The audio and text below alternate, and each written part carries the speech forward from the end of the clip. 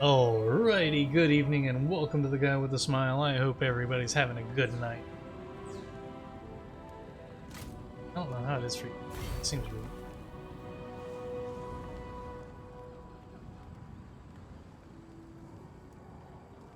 Of course, I will earbuds in, so it's going directly into my ears. How is everybody tonight? Hope everybody's doing.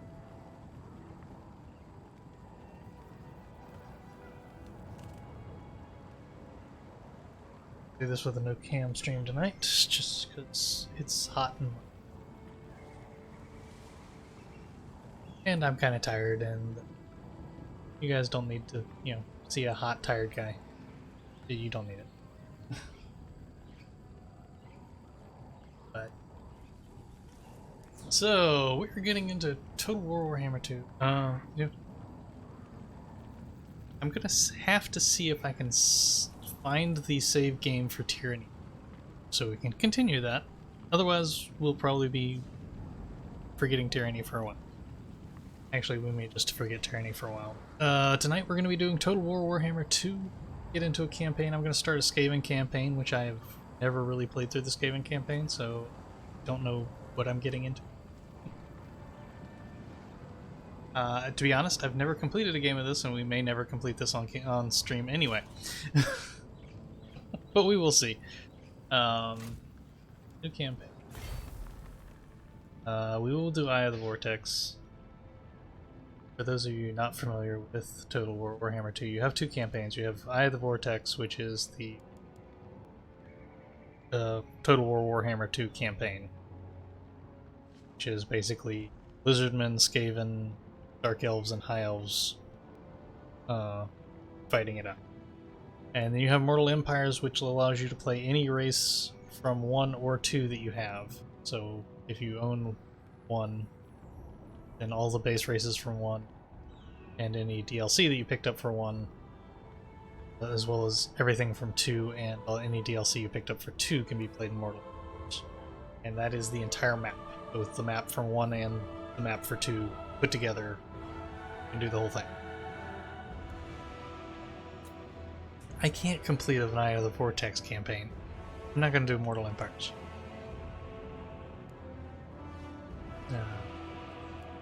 So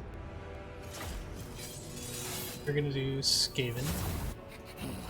No one controls Warlord Queek. The vengeance of Clan Pestilence. We're going to go with Queek Head Taker. Yes, yes.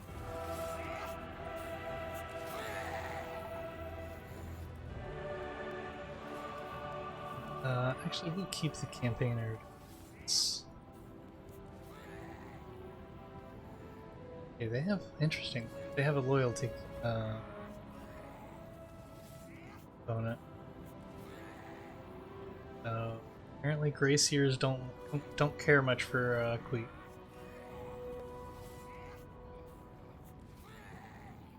Steals a percentage of the XP earned by other lords. And he has +2 Chieftain hero capacity. Get into a little bit of the heroes and stuff once we. They attack +10 when fighting against dwarves and greenskins, orcs and goblins. Not a lot. They do show up, mostly as wandering. Weapon strength +10% when fighting against dwarves and skins.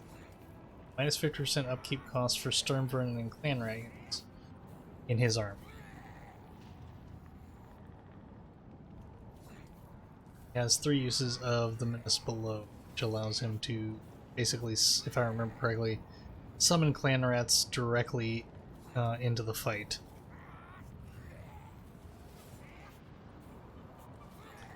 He starts off with a unit of Rat Ogres, a unit of Warp Fire Throwers, and a unit of Storm Vermin. Bad. We're gonna start it off on easy. Again, I haven't done Skaven at all. So,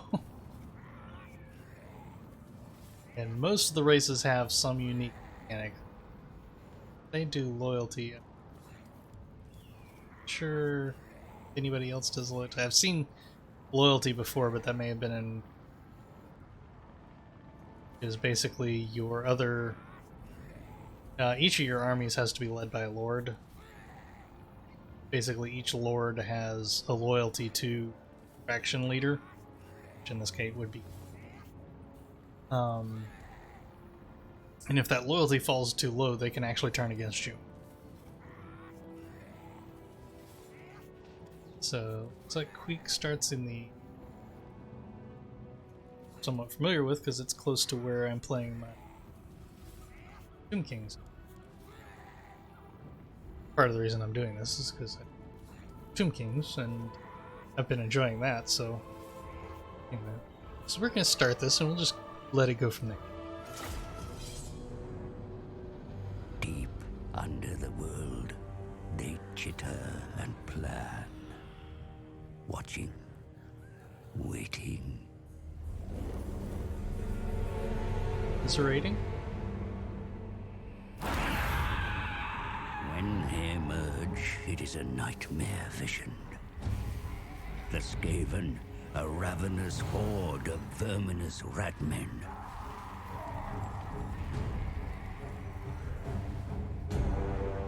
They gnaw at the roots of the world like an infected wound.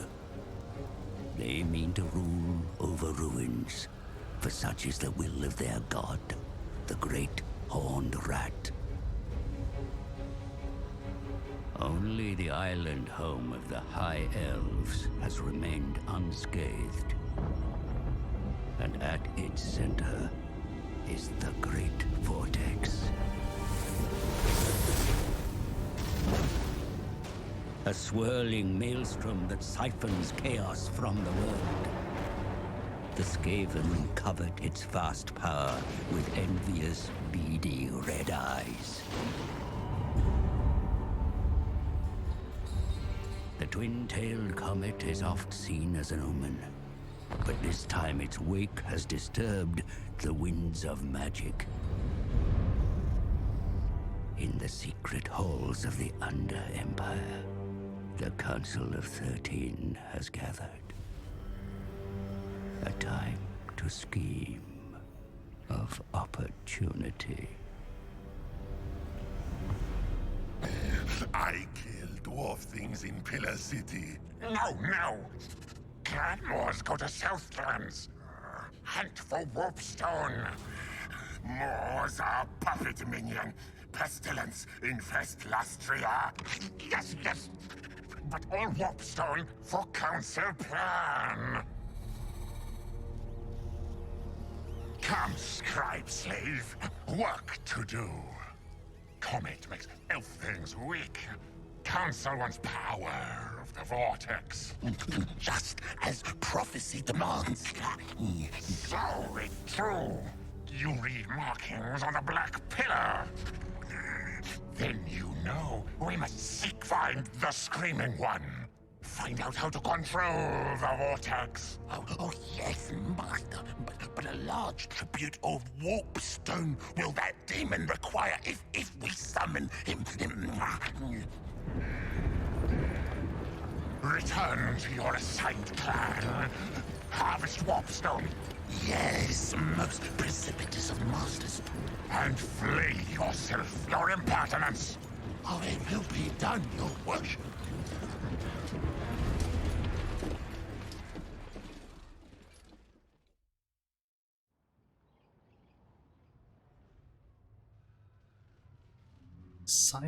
Clan Moors emerges from under the City of Pillars, dispatched by Grey Seer Volskreek at the behest of the Council of 13. Warlord Queek and his forces are sent to a nest lair under the ruined city of Uatuk, deep in the Southlands. Queek's task is to garner as much precious warpstone as possible and repel a nascent invasion of hated elf things. The High Elf incursion is surely linked with the comet's appearance. In any case, Queek is thirsty for blood, and elven blood flows the richest of all. Okay, I have to. I'm no fan of the High Elves, so.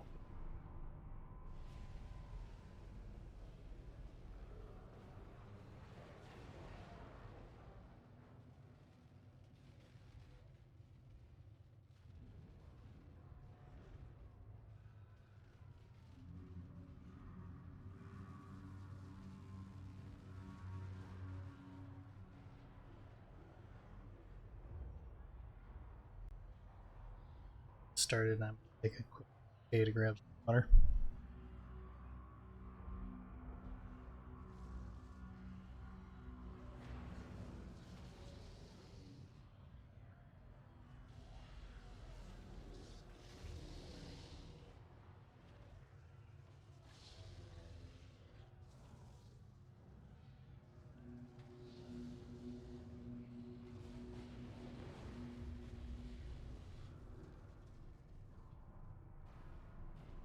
Is one thing.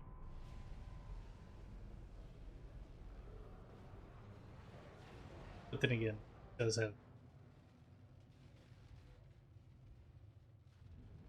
for a strategy game. Before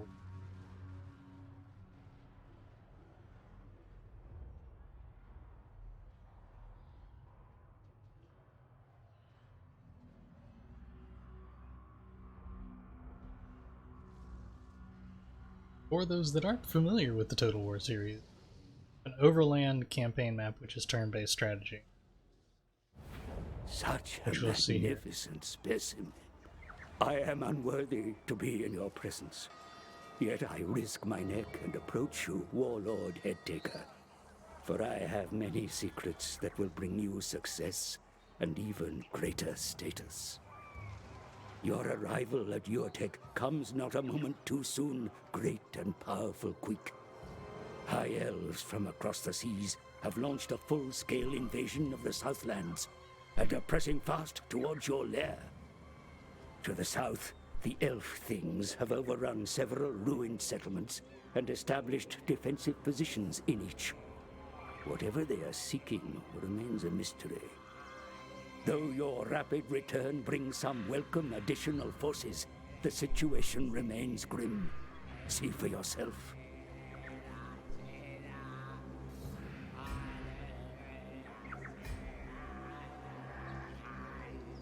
This is going to be a bit of a tutorial. Your vicious Skaven army emerges into the theater of war, Lord Quick. Each rat you command yearns for the taste of elven blood. It will come soon.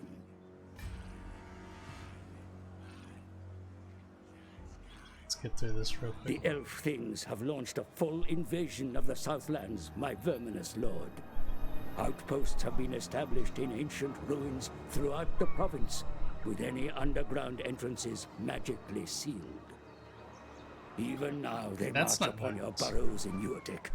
Skaven control of the Southlands rests upon you holding this warren. Lord Nordwell will not look kindly on us if Clan Moors lose this lair.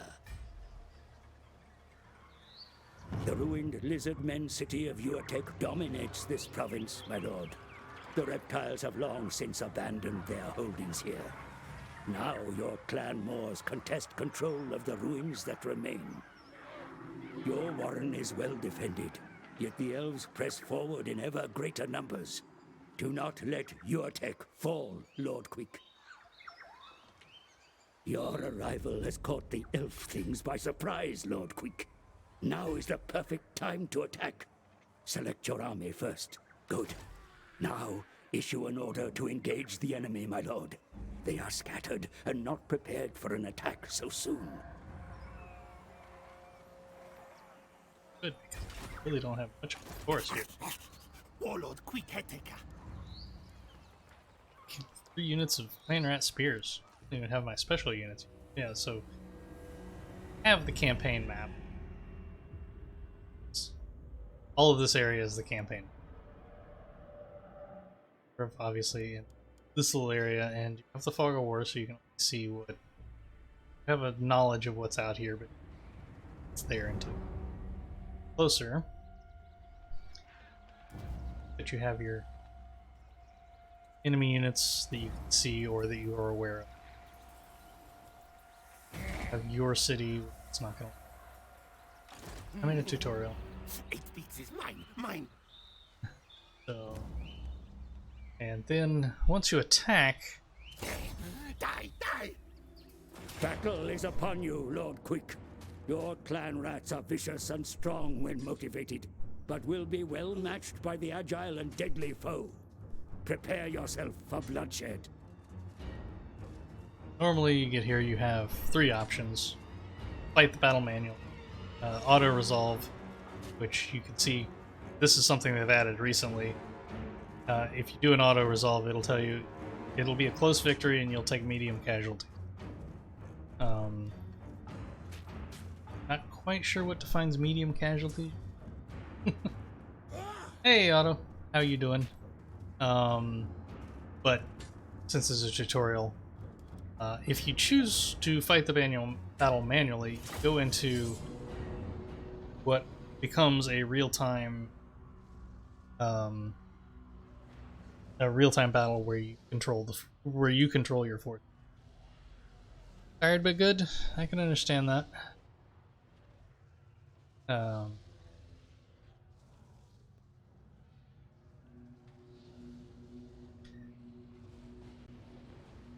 Once we get in here, we'll enter deployment phase. Unless they skip over it. Why not? I'll send Quick down to this backwater to make fool of Quick. Yes. I not fail here. I make clan wars great in South. Make clan rats show up my name. Make lands mine. Start by killing elf things. I want them dead.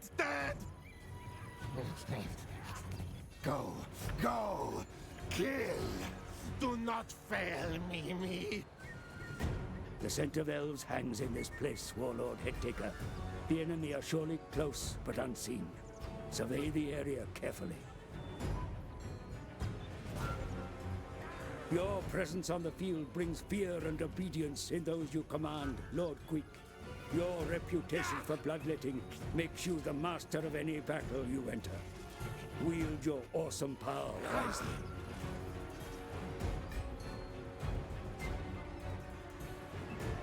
Forces I control. The clan rats are ready for battle, mightiest of warlords. A little less impressive. Each one stands ready to fight, eager to gain your favor.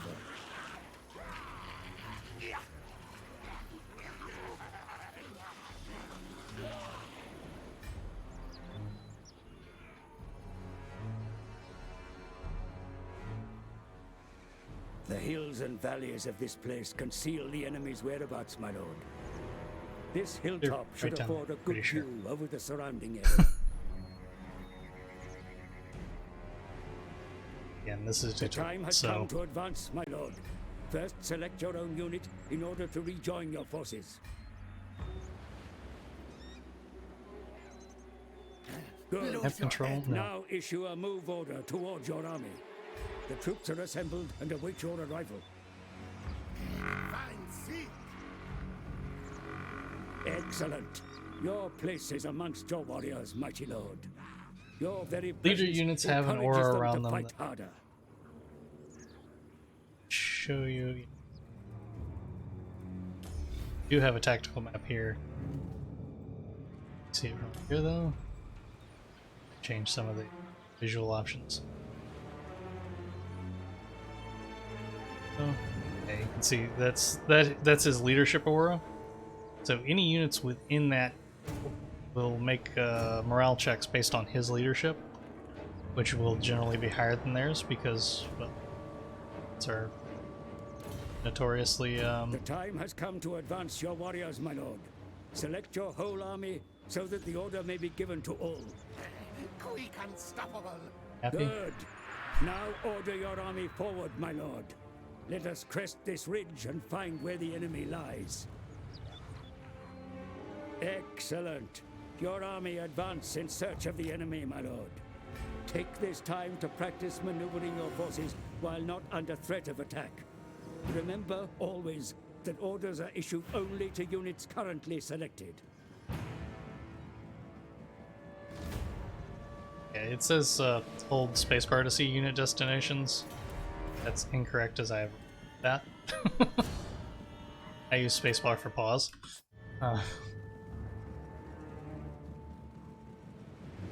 So, note their tutorial does not take into account current key bindings, which is fine.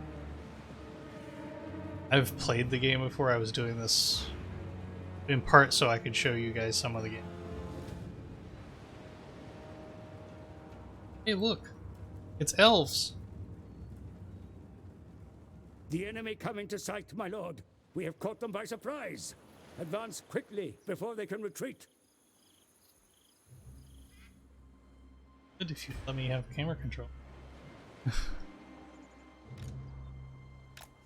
Scamper scurry!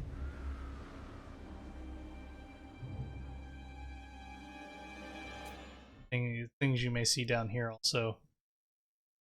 A unit with an eyeball over them, that unit is hidden from view, so the enemy doesn't know where it is. That icon, double arrows, mean running. Units can get tired. Like that unit is fresh. So the more you run them, the more they will get tired. So if you can, you're just doing some. I do wish they would. If you're just moving them around the battlefield, you may need to have control. You see me clicking and dragging here so that I can control their facing and what their ultimate formation looks like.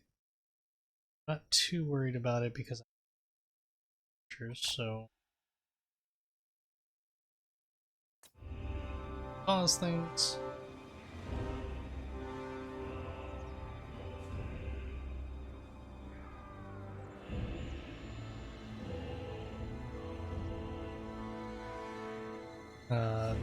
Things like the battlefield do matter here. High ground matters.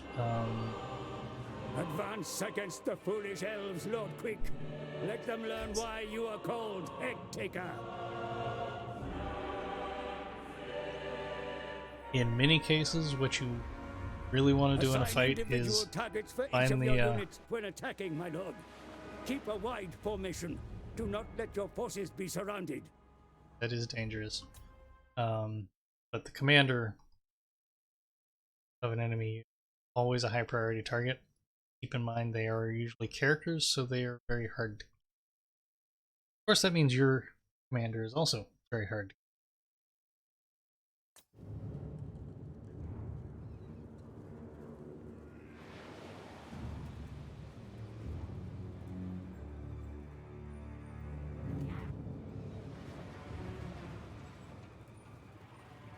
I do use a mod.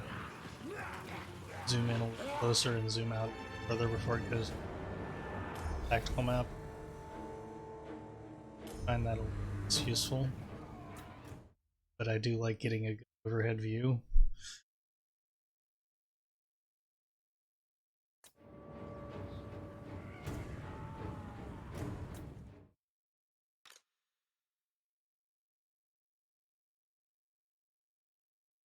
Something else they've added, as you can see here, I have one of my units selected.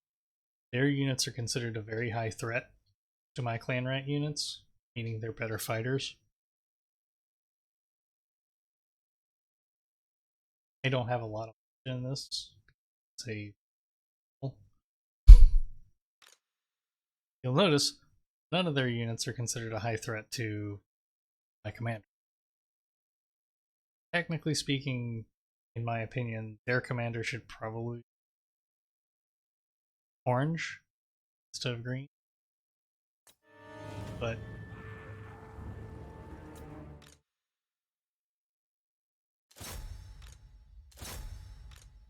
charge one-on-one.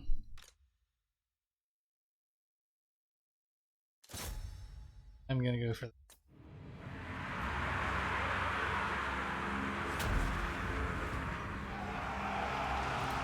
Be sure to keep watch on your warriors in battle, my lord. Their very lives may depend on it. You will also notice that I pause a lot. That's one thing. I need to go change. But yeah, the default is to drag to the edge to pan the camera and really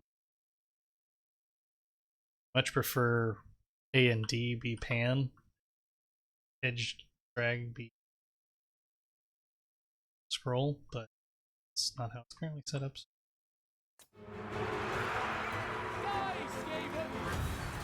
And you can see down here I have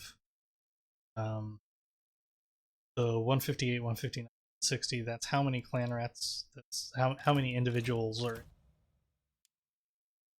So I only have one. The health bar is the overall health of the unit. As that drops, you will see number drop.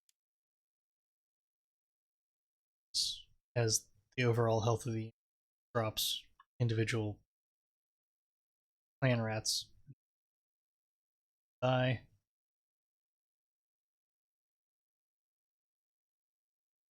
You can see our high elf opponents. Of course, I wouldn't go into this fight this way, but it's a tutorial.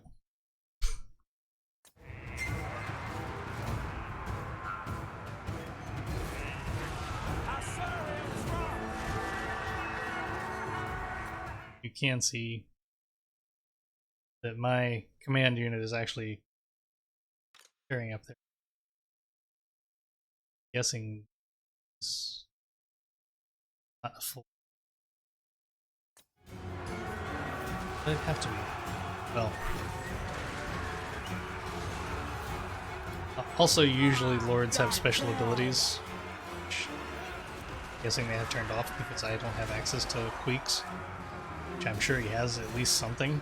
Well, actually he may not, that's early. Kill skinnies! Kill skinnies.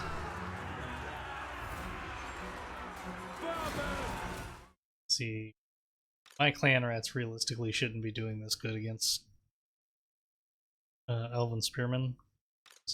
Again, that's considered a high threat to these. I'm pretty sure this is scripted, at least somewhat.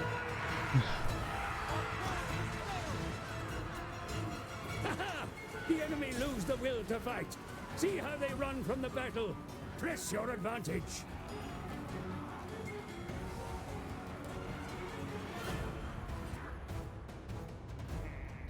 The elf things send more forces to contest the battle, Lord Quick. They Reinforcements. forward in great numbers. And they bring cavalry. It's not fair. Move quickly to defend this ridge, my lord. The trees will grant your warriors about this cover, part. while the slope will provide them an advantage in combat. Again, high ground matters. Having your enemy charge uphill at you is a much better option. Advance upon the ridge without delay, my lord. That position offers you the best chance of victory against such a number. Order your forces forward, quickly.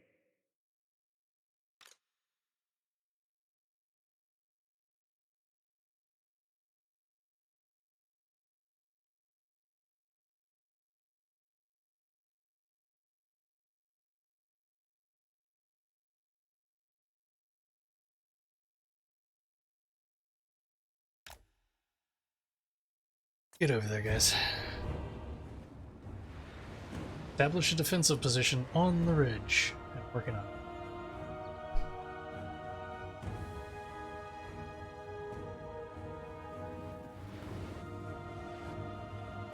it. And as you can see here, I have reinforcements coming.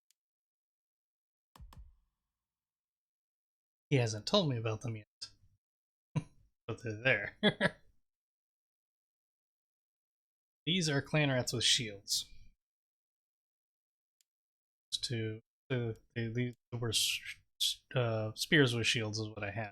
These are clan rats with shields, so they have swords, hand weapons. Typically be called in the tabletop game. Hand weapon simply just one-handed weapon. He hasn't told me about.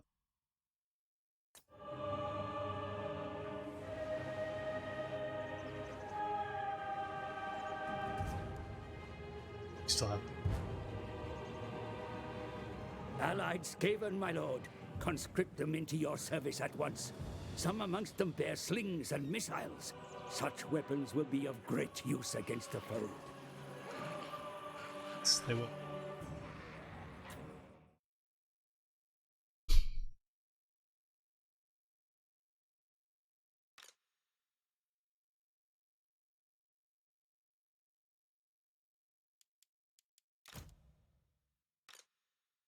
Do that, so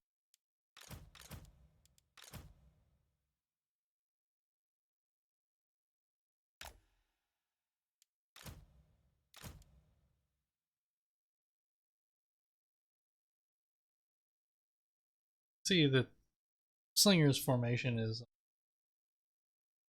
less like a formation and more like a mob. The reinforcements now fall under your control, my lord. Move the infantry into your front line. The extra bodies are sorely needed. Place your fresh missile troops behind your army. They will fire automatically if the enemy come into range.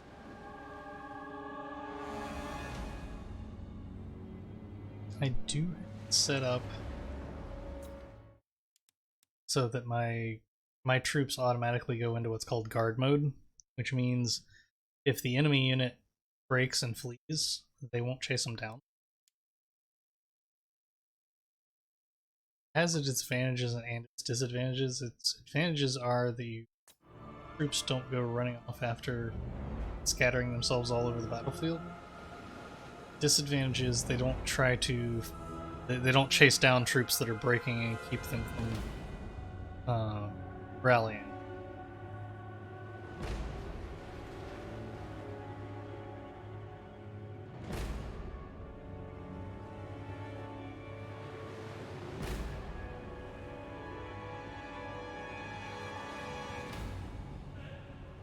Be sure to arrange your infantry in a line for the coming battle, my lord. Each unit should cover the flank of the next. Do not let the enemy attack the sides of your formation or break through to the rear. Excellent, my lord. The ridge is yours. Move your infantry out to block the pass and await the enemy's arrival. Do not be tempted out of position.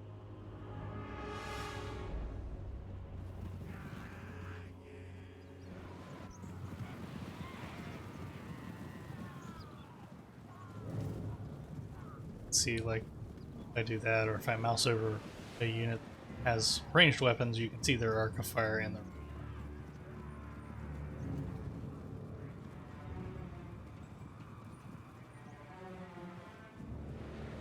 They have archers.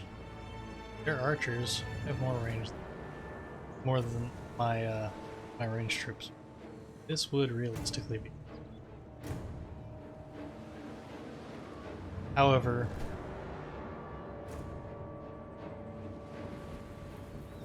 those aren't mounted. They're just white lines. Okay.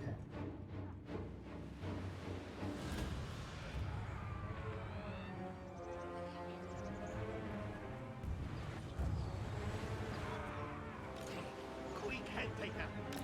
Sneak move.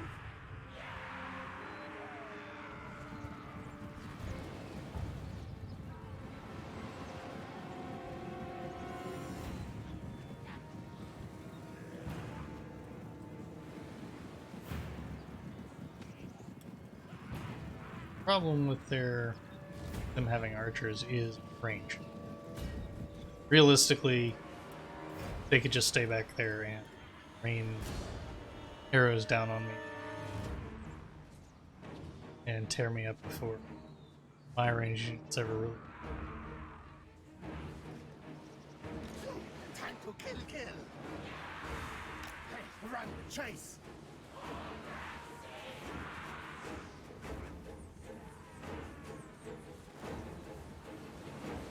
The enemy are nearly upon you, my lord. Yeah, Be sure to make your presence felt in the coming battle. You have many abilities to rally and empower your troops. Here we go. Now is the time to use them. Stand your ground. Which affects allies around me, increasing their morale. Leadership.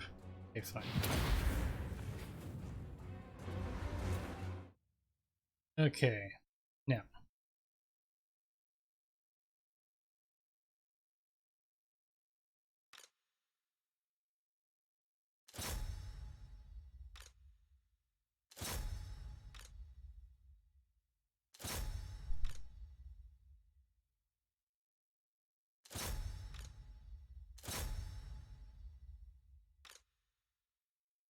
missile unit.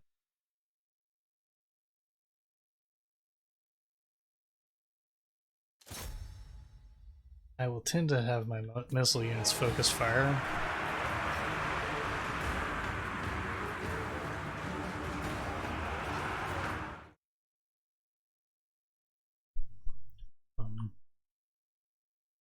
Just to try to eliminate a unit as quickly as I Battle can. has been joined, my lord. Order your forces forward to envelop the enemy where possible. Do not leave troops idle.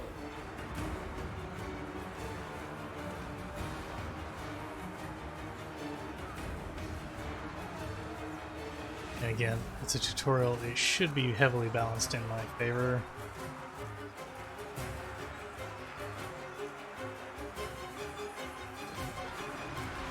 We'll see if it is. Not looking that way.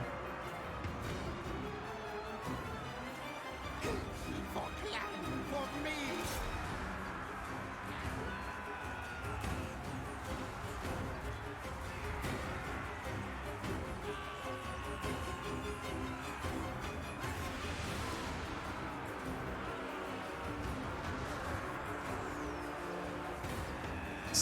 See you on things. My troops here have two bars, one currently down, the middle one, and the one below that is their morale bar. If the morale bar bottoms out, they'll break and run. Ranged troops also have another bar down there, that's their ammunition. If it empties out, they run out of ammunition and they become, well, melee troops. Just really bad ones.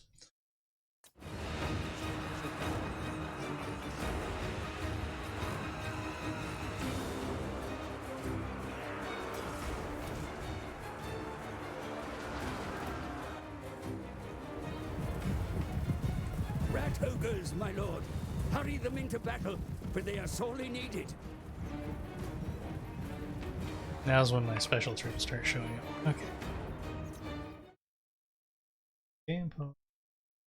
Hey. Ooh. Take care of those archers.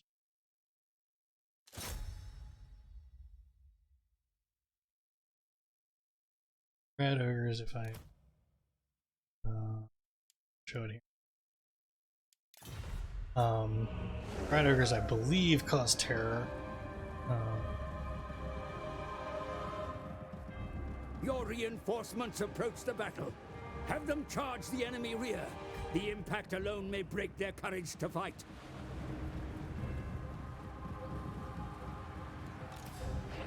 Quick head taker.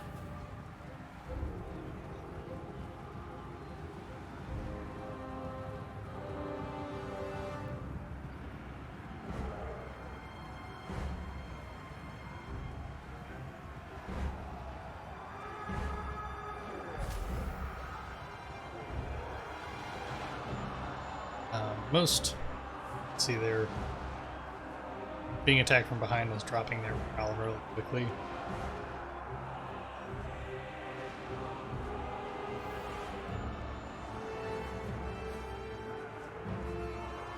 Skaven! Yes, yes!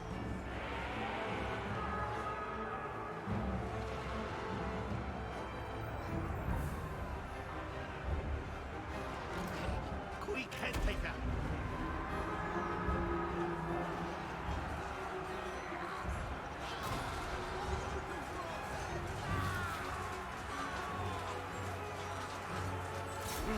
Finally! Also, a unit that breaks will typically have a white flag next to it. If it also has the white flag in the skull, it will not rally. It is going to run until it leaves the board.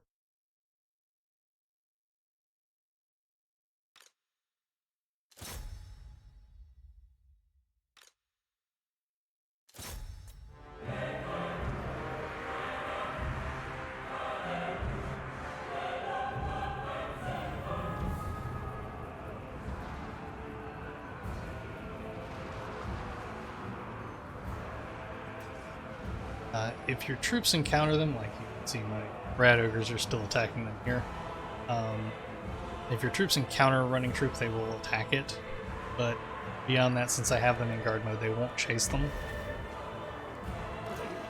I see you trying to rally your troops,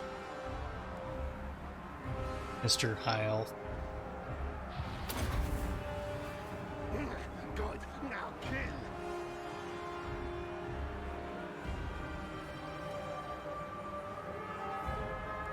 Normally, there's also a bar at the top here that tells you what the relative strengths of the two are. In this particular case, obviously, this is going. Warlord quick. The clan rats chitter your triumph. The head of the elf thing leader is yours to take. Victory! His head is not mine to take, he's running off. The luckiest elves are those slain in battle. The wounded are consumed alive where they lie, while those that flee are effortlessly overtaken by Skaven runners, surrounded and brought back as captives. The head taker, for his part, has already turned his attention The elves to... are scattered, Lord Queek. Don't know. All of Skavendom shall chitter of your magnificence. It only remains to decide the fate of those captured in battle. Got stuff. So, at the end of battle, you will usually capture things. Some of your opponents, at the very least. Here in this particular case, I captured 46 enemies. You always have 3 options. You can sell them, or ransom them, or it varies depending on what faction you're playing, what they call it. But you can get gold for them. You can get another resource, which in this case is food, and you can eat them, or conscript them, or if the Tomb Kings, I believe, raise them. That increases the replenishment rates of your troops. Your troops replenish over time, in this case, when you get the food. Your forces are weary from battle, yet they still retain some strength to march on. See for yourself. So, The distance your army can still move is shown around it, my lord. I can move within the yellow. Wisely, for your armies cannot defend the over realm here on if the they are not left present side. to fight. Camera up. You can also see a yellow bar there. That is my movement range. I've used a little over half of it. So we to move over here. Oh, sorry. I had to click. Be warned that while the elves are defeated, they are not destroyed, and they seek to attack again. Oh, they will. Move now towards your city, my lord. I'm going to. Scotty says quick. Good. Your army now blocks the approach to your capital. Any attack by the enemy will need to get by you first. See for yourself how your forces control the area around them. The red, no enemy force can move within the red area. The same is true for your cities. There's a, that's the zone of control. So an enemy unit can't go through that zone of control. Your Skaven society is a vicious contest. The weak are consumed, and only the strongest survive to serve in arms. Recruit them now, and they will be ready to fight in the battles to come. At any time, can recruit. This is mine. Currently, what troops you can recruit will depend on what buildings you have built in your settlements. I can recruit clan rats, Skaven slave spears, Skaven slaves, and Skaven slave slingers. Currently what I have are 2 units of Skaven slave slinger, 2 units of rat ogre, and 3 units of clan rat spears with shields. I can't currently recruit those, so I don't want to lose those, because currently some of my best troops. The reason it specifies with shields is probably because there's a type of unit that is just clan rat spears, and having shields gives you missile protection. So that's not something to be taken lightly. You have 2 types of recruitment. This kind of shows here, but they haven't gone into yet. have local recruitment. Your troops have a recruitment cost and an upkeep cost. Obviously, those costs come out of your treasury. So you have to pay attention to that. Also, the more lords you have, at least in most, I'm assuming it'll be this way with Skaven. The more lords you have, you start taking a penalty to your upkeep. More lords will have a higher upkeep. You can only have 20 units in an army. You can have armies close to each other with multiple lords that will support each other, but you need to recruit 3. The other thing is there's 3 slots here. That means I can recruit 3 things from local. If I was in camp stance, then I could recruit globally, but since I currently only control the local area, it's not going to would not be any difference.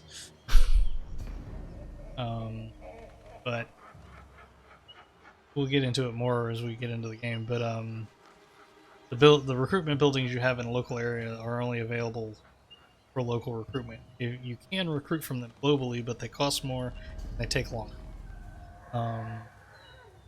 So it's an option that you only want to use if you really have to. So I am some.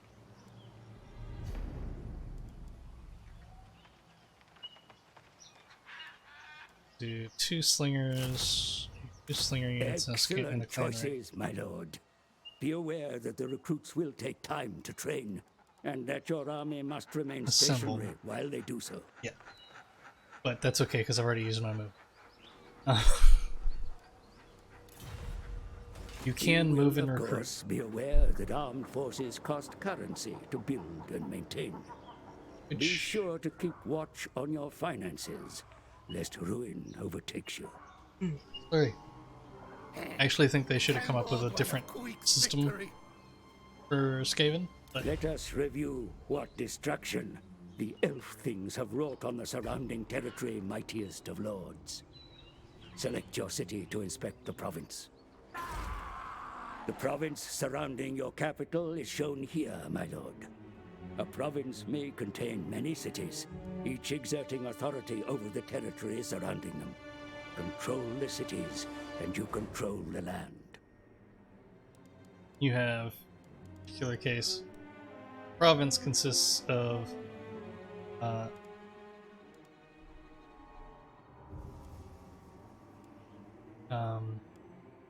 Scraghole here, Vanya here, Dawn's Light. It's where the elves are, and Utak, which is the capital. Tell it's the capital because it has more spaces. This is where you build stuff. I am going to increase my nest. Sorry. Cities within the local province are shown here, my lord, along with any facilities they contain.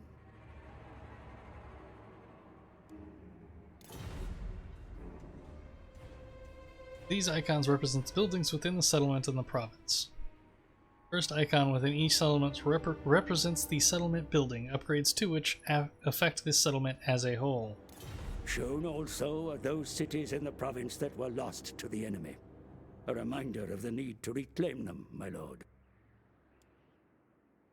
Yeah, see the other 2 cities are given the chains here, not under my control. One is currently a ruin, the other is...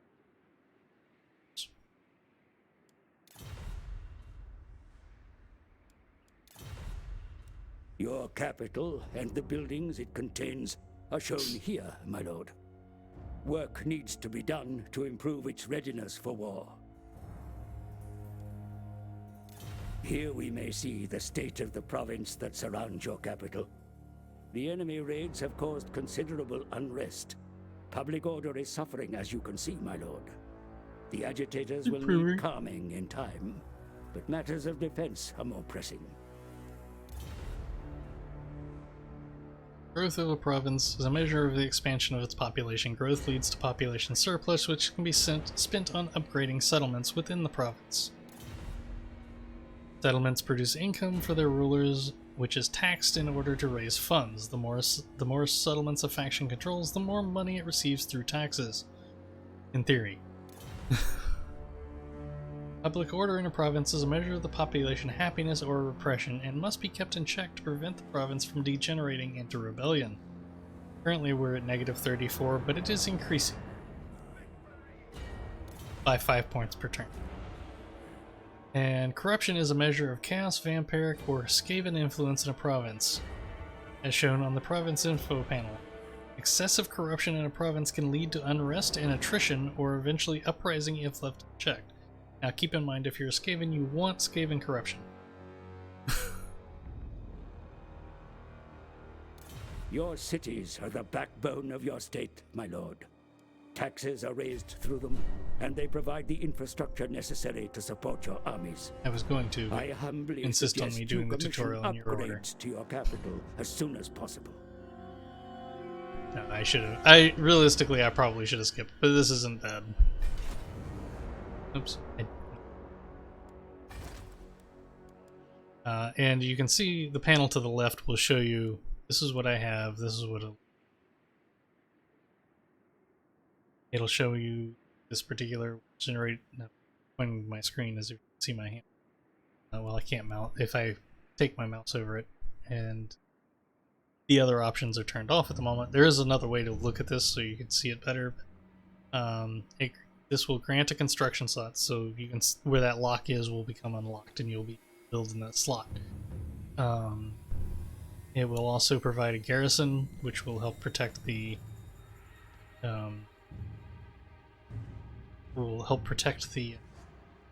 city. Fact, and you're not there. Garrisons are usually fairly easily overrun, so it's best not to rely on them, but sometimes it's all you got. So we're going to upgrade that, and here as I mouse over it you can see it shows that, it's going to cost 1,600. It also costs 1 population surplus, which I currently have. The next upgrade will cost 2 population surplus, and then 4, and then 5 respectively, and obviously the upgrades get more expensive, so I need to find regular income. Like I said, I kind of wish they had found some other way of doing it for Skaven that made a little more sense, because having them pay in taxes, it just seems wrong. Same with actually the Tomb Kings. I think they did a better job with Tomb Kings. Their armies don't require upkeep or recruitment costs, so they don't have to worry about that. They do still have to pay for their buildings with gold and stuff like that, which I kind of understand. But I really would have found it better if they'd come up with another type of currency for those, and even in. But I suppose this was probably Good. your way. Construction will begin immediately. It will take 3 turns. Some time to complete. There is nothing more you can do for now, my lord. Let us await your enemy's next move. Again, this is turn-based. Battle is real-time, so until I click in turn, nothing is going to happen. Given that, I'm going to take a quick break and grab some water because I am getting really thirsty while talking. So I will be right back.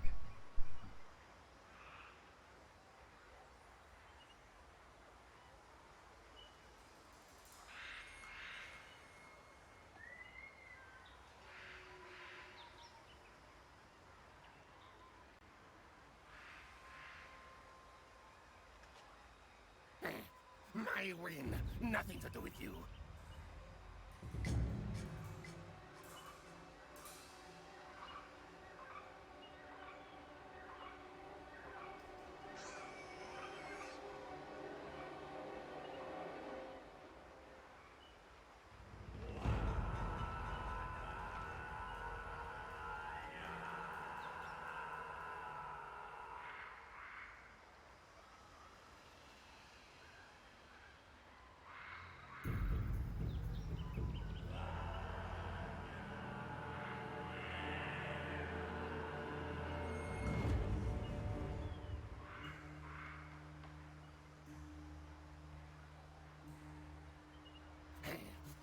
Yes, yes. Quick always wins.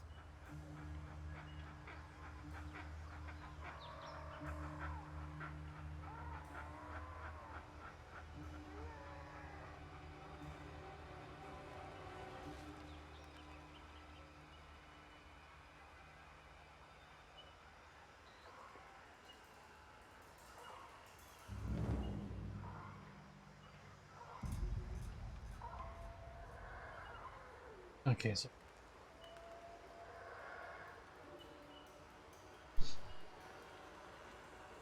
yeah, I've always really enjoyed the Total War games that I've played. Fortunately, I've traditionally been very. The enemy opt to attack your position, my lord. Ready your forces, for battle is upon you once more. Battle is upon me. Okay, now.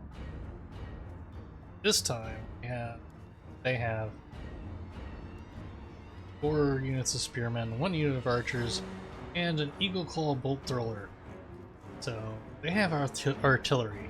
That's gonna hurt. You can see here we have a breakdown of stats. What the strengths are of the units. They're shielded. The spear infantry are shielded. They have good against large creatures. And they have charged defense against large foe. The archers have good range. Their field artillery has multi-shot ammunition, piercing missiles, so it'll do damage. It'll won't completely ignore, do more damage. See, because the girl is blocking things on that side.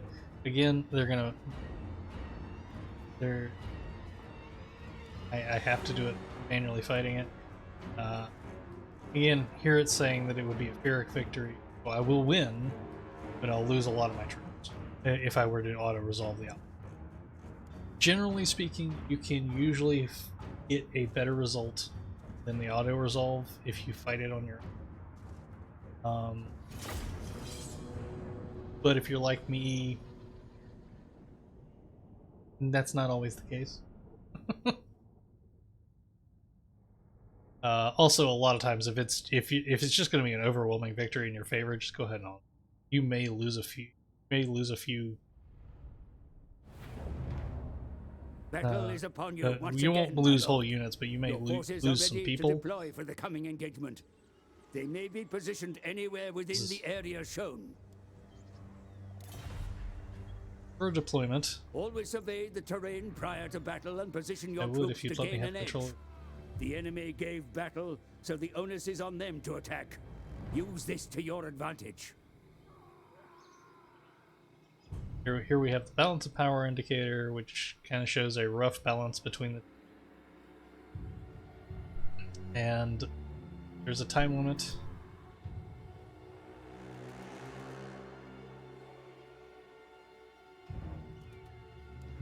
Each battles will max out at 60 minutes.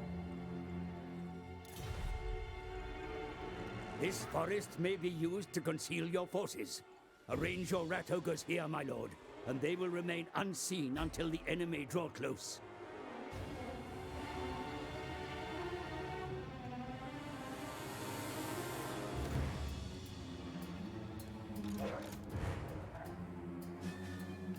What it was saying earlier, I can deploy anywhere within the rectangle.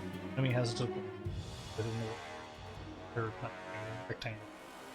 I'm doing good. Good. Your troops are now hidden from enemy sight, as you can see. Said before, the enemy can't see those 2 units. If they get close enough, they will see. Pay attention to your unit cards, my lord, for they indicate the status of your troops. Be mindful of your army. Success on the battlefield depends upon it. This I wouldn't have pointed out, but it does. Units get pips next to them or on their card as they gain experience. More experienced units will perform better in battle than less experienced units. So it's also something to consider later on, which I'll get into. You may combine units, and experience. Basically, if you combine a more experienced unit with a less experienced unit, you're going to end up with a less experienced unit. So when you're combining units, you may want to consider grouping them based on their experience levels to try to keep your experience up as much as possible. Just remaining health shown there. You can see that these units that had taken some losses in the last battle still aren't at full strength. They were 160. They're almost at full strength. In fact, they're closer to full strength than I really expected them going into this fight, but it is what it is. He carries ammunition again, shown on the card, just so that you can see it at a glance. Start to flash if it's starting to lose morale. This ridge will afford your troops an edge in the coming battle, my lord. Place the rest of your troops close by and claim its forward slopes once battle begins. It is good advice, because change that. It is good advice. The battlefield can make a huge difference.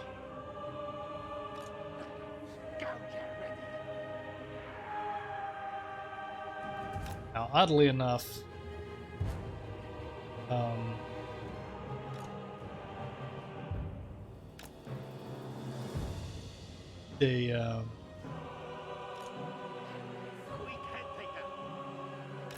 Good. Your troops are ready, my lord. Just give the signal and the engagement shall begin. Oddly enough, in most cases, you will see all troops on the field unless they are in cover, such as the ogres that I put in the field. So, start battle. To arms, then. The enemy enter the field. Even though I don't have Scamper line of forward sight, and claim the hilltop, Lord Headtaker. Its slopes will serve your packs well. Keep your rat ogres hidden.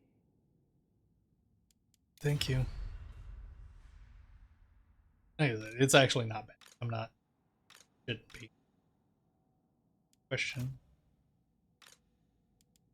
You. Select.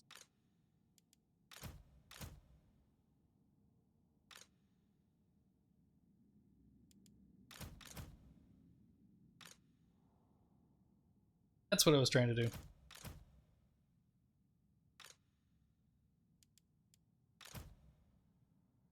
Do that.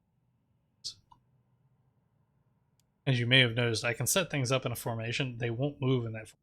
If I just grab them like this and try to move, you'll see. Oh yeah, there he is. He's now going into position between two of the spear units. I don't even mind when I'm in front of the spear units, so I will separately spear units. Hit the right button. See where he's moving. Put the spears behind him.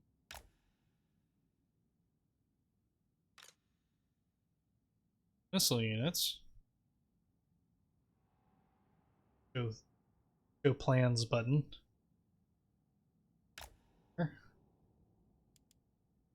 Hidden.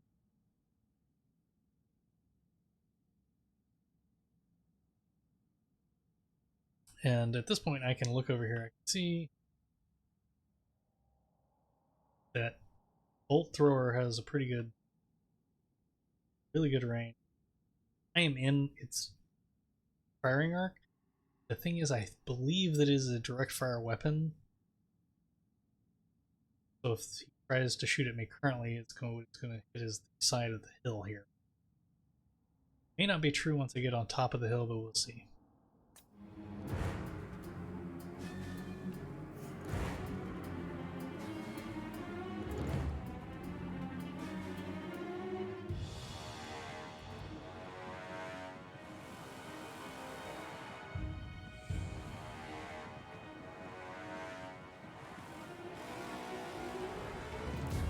Nope, it's not. Well, no, it's, at least some of that's his art. Archers are not direct. My lord, the enemy field artillery against you. They will be able to strike against your forces at great range. Yes, I'm aware of that. Employ.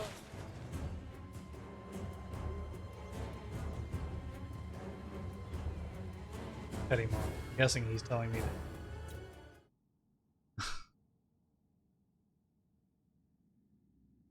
Now, thing with can move, keep them in the forest. They won't be seen until they come out of the forest.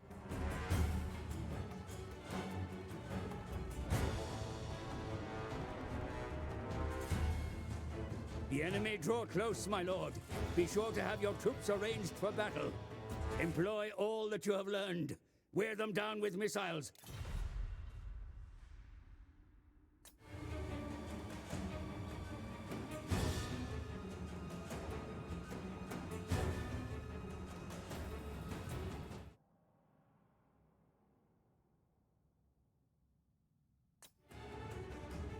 A little further. Behind the spearman.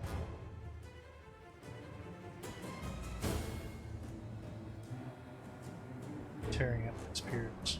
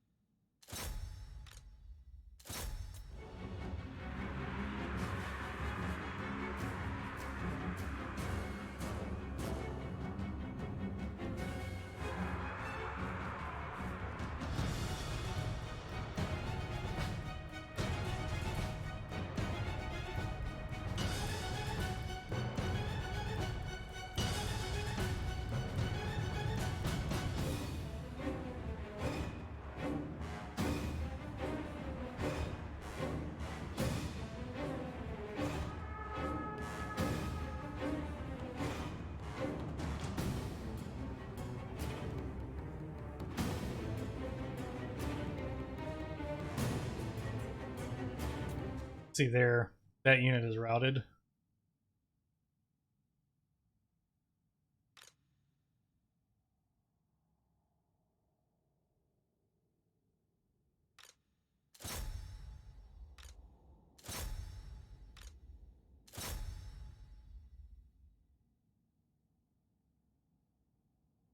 Oh, that's right, I was attacked. I was like, wait a minute, where are the units that I recruited? Oh, that's right, I didn't go to recruit them because it's not my turn yet. They won't be recruited until the start of my turn.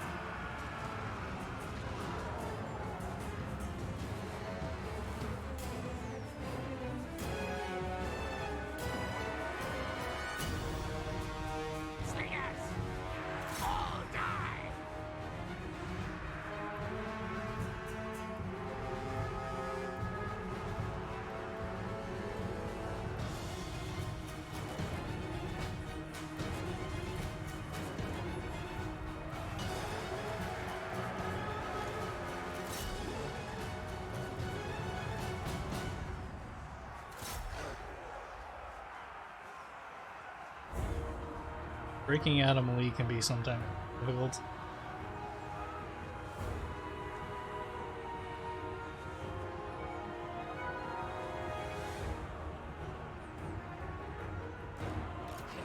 Quick head taker. Notice he doesn't have his ability now. To the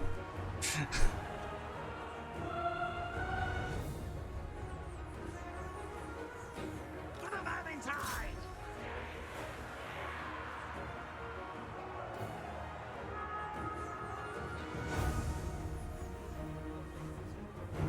Clanrat spears! Fight, fight!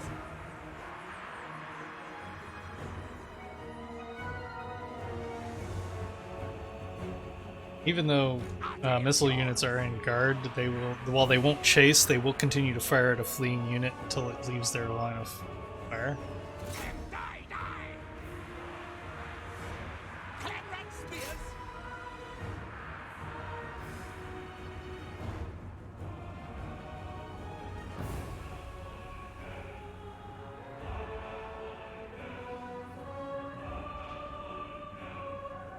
For the Vermintide!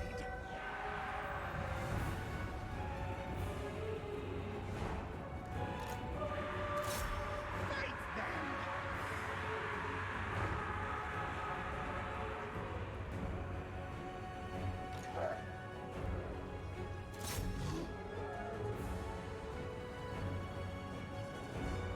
Also, units, if Guide us on. units get near, as I say, if a fleeing unit gets near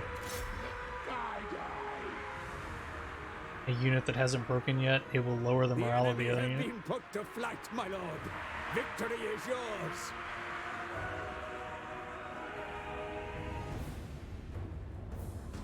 Somewhere here it's going to say end battle or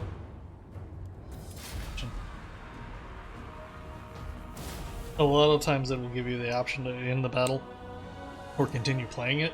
And continue playing it to try to kill more of the enemy troops, because some of the troops will escape. Save 3. Nothing to write home.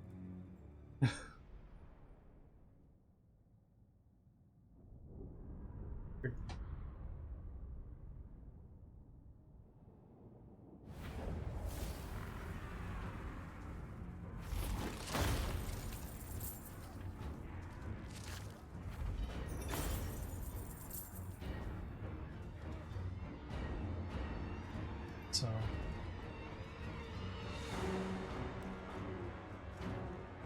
I'm being a Swell the hordes of Moors. The elf things that march against us shall pay. Eshin spies, say, pointed-eared no-furs, steal Queek's treasures. We take them back. All things are Queek's. mission issued: the stench of not failure. Capture and occupy a settlement belonging to the forces of Dawn. That will get me 1,000 gold and 8 warpstone. I'm sure they'll go into it here shortly. Warpstone is needed to conduct the rituals Vortex campaign. The Man Blight tribe has been eliminated. Had nothing to do with it. A favor from the warlord Nodwell, Grand Ruler of Clan Moors, sends storm vermin and weapons bought from Clan Skryard and Mulder. Use them, but what does Nodwell plan? This favor cannot be cost. Been granted a unit of warpfire throwers and a unit of storm vermin with halberds. Okay, this is actually if I had skipped the tutorial, this is where we would start. Okay, so as you can see here, it's telling me that my lord has not moved. I only have one lord, so it's definitely. I have finished my recruitment, so it's that I told it and added to my as have the storm vermin and the Or fire thrower.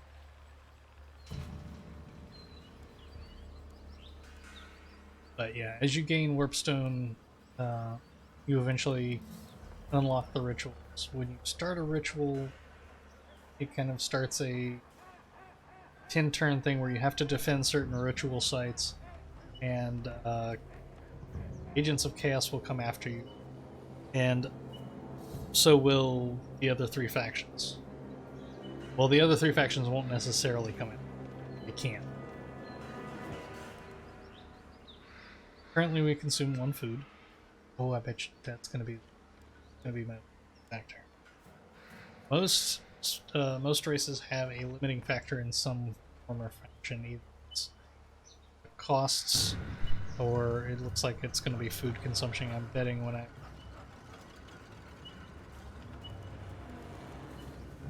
I can't. I only produce food fighting. I have eaten many Or certain. evils.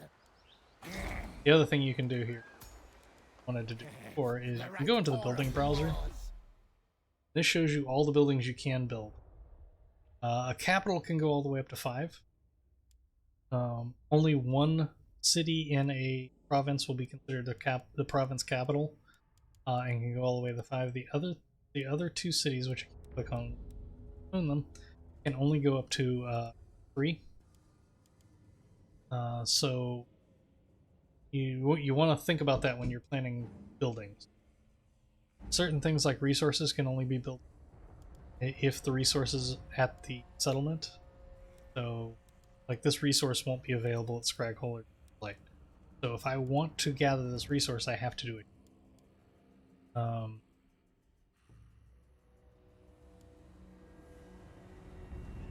This has the landmark of the Clan Moor's headquarters, which I've already built. And it doesn't upgrade, so it'll recruitment of clan rats, and chieftain, which is a hero unit, which I will recruit here shortly. Say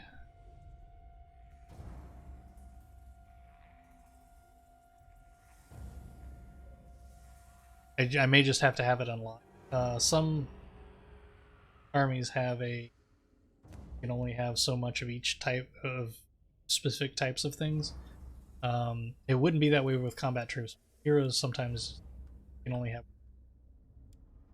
chieftain. We'll see. I'll get into it a little bit and see. But, like, for example, a lot of times wouldn't want to waste a spot in capital with clan pit because it can only go up to 3. So that's better to build in a secondary city. Building something in multiple cities doesn't help. If it exists within the province, it exists within the province. That's not true with Tomb King. They're a special case scenario because each building allows them to recruit a certain number of combat troops. Most of the races, such as Skaven, you can recruit as many. If I have this building built, I can recruit as many clan rat spears and clan rats into my as I want.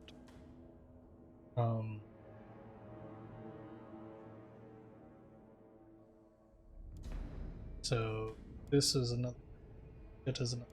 Would be better suited for secondary city. Some of the infrastructure buildings can benefit from being built multiple times in a province, but the basic military, if I have the ability to recruit it, it doesn't do me to have the building in multiple cities. So yeah, you have basic military, you have advanced military. Skaven are going to be very heavy capital, just because a lot of their military buildings have 5 ranks, which a lot of times you'll be able to build those in secondary cities. It's just you'll only be able to take it up to 3.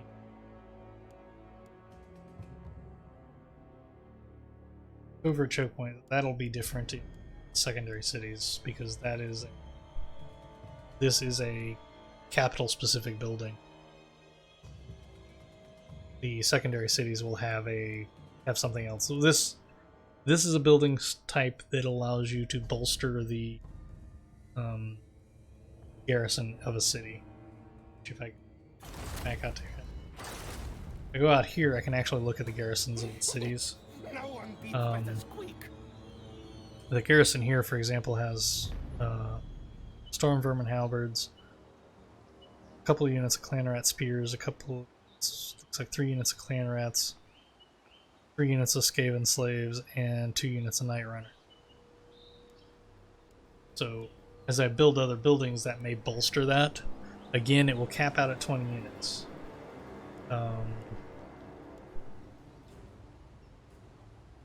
Vanya here we faced in battle, and she's not in great health. But the flip side is we're not in great health either, though we have just recruited it. One of the things they've added is Ogre Mercenaries. I have not hired any. I haven't found any Ogre camps. Okay, let go. No. West side. West side. I'm gonna take her out. I will be right back.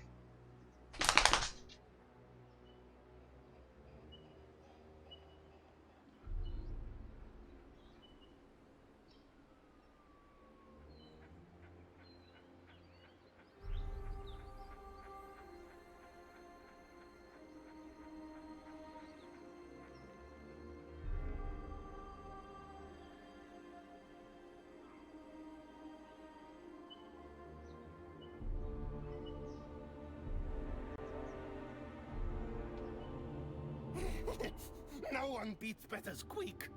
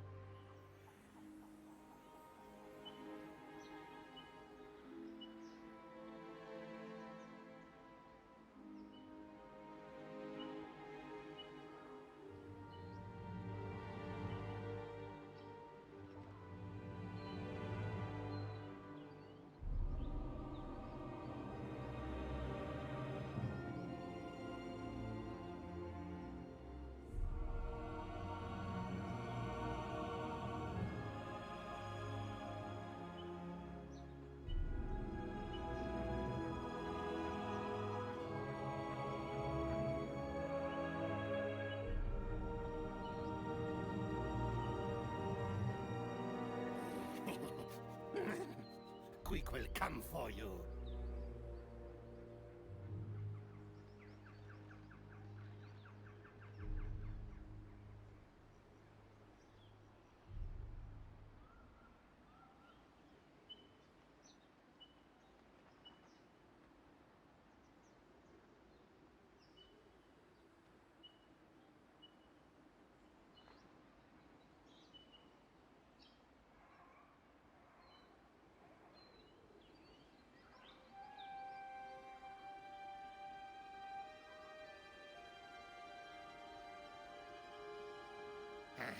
I have eaten many enemy foes.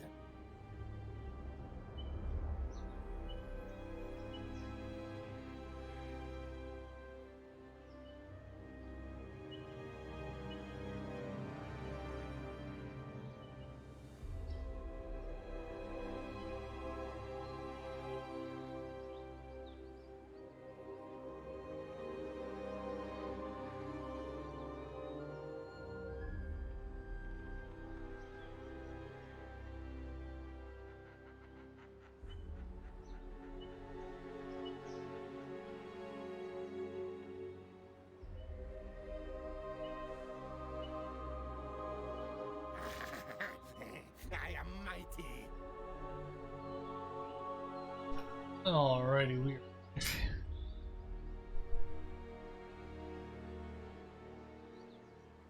Okay. Okay, so what we can see here, we have some lizardmen over here. I'm just looking around the campaign room. The Caverns of Sotek we're going to want to take because that produces warpstone.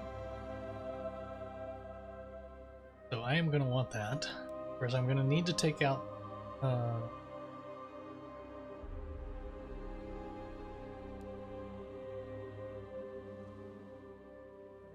Fortress of Dawn faction. That'll be a mission here shortly. First one is just to capture and occupy a settlement building. So I'm probably going to take Dawn's Light.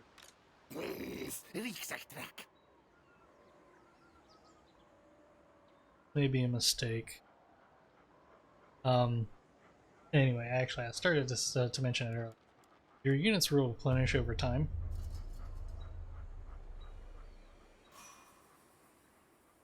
I can mouse over this. It'll take 5 turns for this to be back up to full strength. That will go faster if I go to a city and garrison in the city. Hero recruitment. Yeah, you have a maximum number of heroes of different types. Currently, the only I have access to is a chieftain. Heroes are, well, they're heroes. They're very powerful units. It's very similar to a lord in the fact that they're extremely powerful on the battle. But they also operate on the campaign map. Oh, sorry. And they can't be attacked directly on the campaign map except by another. And that attack is done differently than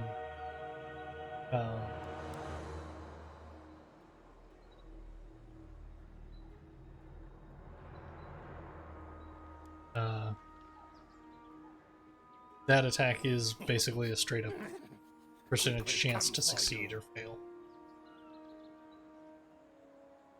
But it makes heroes extremely powerful. However, cheap. 225 gold per turn in upkeep. 1100 gold to recruit, so cheap. But they can be very, very useful. In this particular case, this game would have 4 different types of heroes. Assassin, Chieftain, Sorcerer, and Warlock Engineer. Currently, the only thing that I've built the building that allows me to recruit them is the hero. Is the Chieftain. I'm not going to recruit one of them just yet. No one beats better squeak.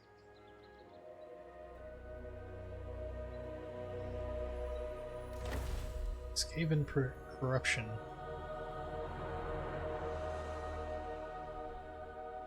I get bonuses from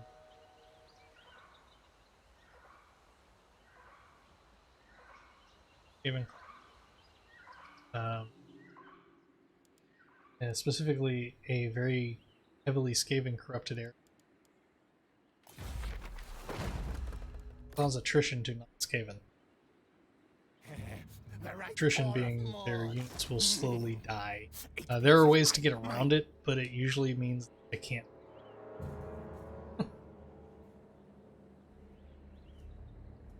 I'm going to preemptive attack. Now here, this is a decisive victory. I won't take much in the way of casualties, so I'm just going to auto-resolve it. One thing it will do, if auto-resolving will result in the destruction of a unit, it will show you here when you mouse over the auto-resolve button. Didn't used to do that. That's so that you can kind of say, okay, well, I don't really want to lose that unit, so maybe I'll do it myself. Oh. I'll auto-resolve this battle because low casualties, and I mean I lost 30 rats. Skaven are a horde army, so 30 rats to them is pretty much nothing. Have food because Yes, slaves work then die. our enemy was killed in battle. We gained a rank. Good. It's about to go over. Is your lords and your heroes have skills? As you can see, I have different. You can take a tail weapon. You can see as you mouse over it, it will show you what the effects it will stats. Increases weapon strength and his attack, and have effects. Inspiring presence will increase his leadership effect within his aura. Route Marcher will increase his movement range in map. Obviously, each of those also unlocks skills below it. And we will see. On most of my lords, the first thing I usually take is. Reason being is 10% movement. Hey, map is. Hey, Magnus, how you doing? Hopefully you hadn't been.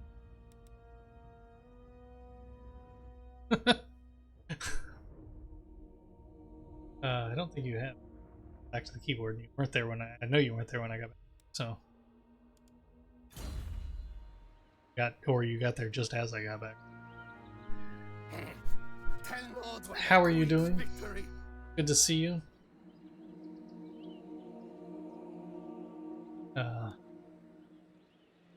Some really nice pictures you put up today. Hope you all had a good time. So again, see, I can't move down here. I'm gonna head down that direction. Quick always wins. Yes, I am, because I can stay in my own territory. The one thing is, you will not. Your troops will not replenish if you're outside. If you're in enemy territory. So if you're outside of a territory that you control, you will not. Your troops will not replenish. But I'm in my territory. You can see the border here. So I want to tilt the camera, and it doesn't do that on this. See the border here, so I can move and stay within my territory and still get closer to those lights, and hopefully I can attack it next turn.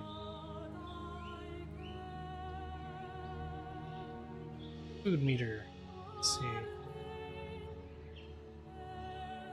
Armies and settlements consume food each turn. Also be used to occupy settlements at higher levels and purchase use of menace below army ability. Food is gained from fighting battles and can be grown from special buildings, so it can with the pasture's resource. So, see, I have my army upkeep as one food, and my settlement upkeep is one. So if I get more settlements and more armies, I'm going to go faster.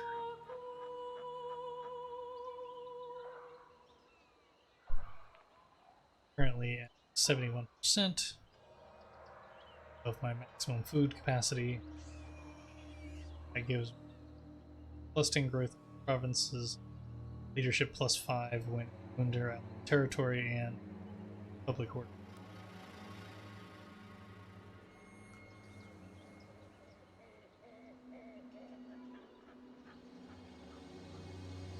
So again, have anything really do? End our turn. Victorious, thanks to me. Your clan is the dark menace that lurks unseen, Warlord. You are masters of concealment and deception, and the oblivious fools that dwell above ground shall all come to know of your power in time. But not until it's too late.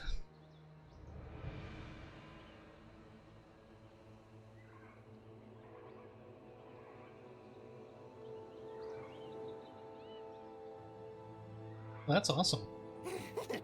No one beats better squeak.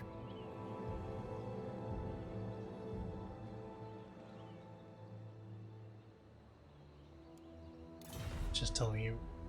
Skaven. They are currently out on the water. No. You can see their boat there. It's buried in the cliffs. Oh, that's right. They're lizardmen. Their boats are floating pyramids.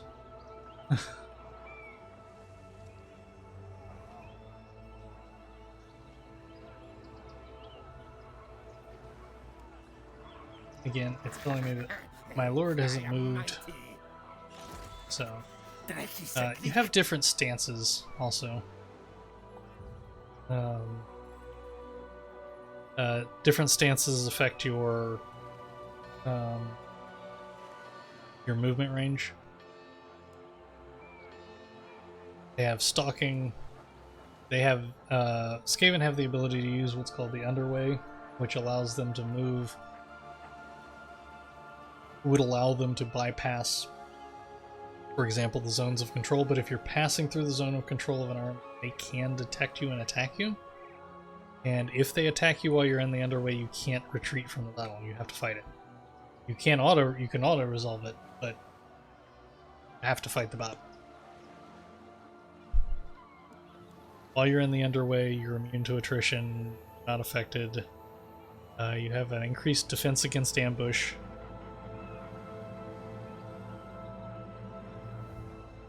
You cannot attack from the underway. So you have to come back to regular above ground. You have encampment, which again makes you immune to attrition, but you can't move in encampment. Many enemy foes. You can raid, which lowers your movement range, but you can get money. Ambush means to try to ambush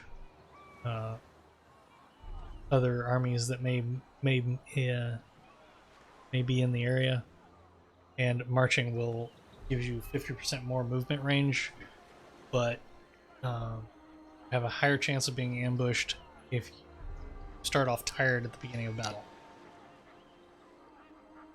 And you cannot retreat if you're attacked. So those are your ambushes. The standard is stalking. We will go with that. And we will attack Dawn's Light. Die, die! Verminous reinforcements may occasionally be summoned from below the battlefield, mighty lord. It is not for nothing that your kind are infamous for employing the element of surprise in war. Yes, we like our surprise.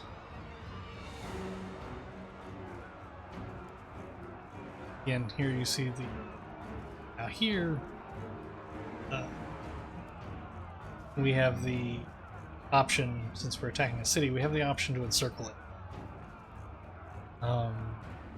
If we encircle it, in 6 turns, the city garrison will begin taking attrition damage. Basically, we'll siege the city. So in 6 turns, they'll run through their supplies, and the garrison will start falling off. In 11 turns, the city will surrender without a fight. If this was a walled settlement or a capital, I would be able to build siege equipment such as battering rams, ladders to try to get over. But since this is just a secondary city, I can just straight up it. There's no walls to worry about or gates. It's basically just an open town. However, this is a decisive victory with low casualties. It's 2 units of archers.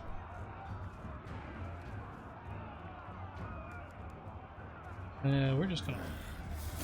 It's low casualties. Not gonna lose any units. We gained 8 food. 365 gold.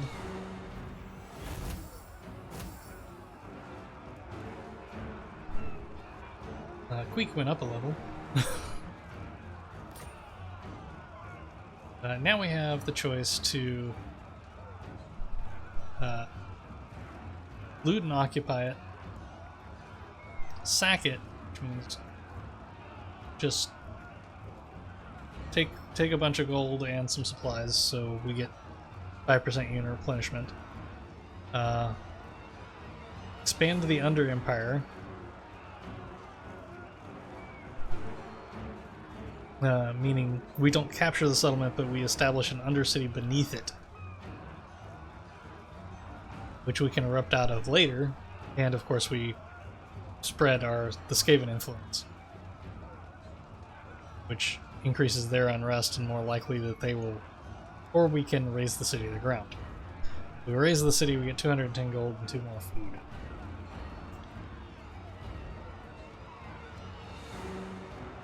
If we occupy it, we can spend food to occupy it at a higher level. Not something I'm going to do.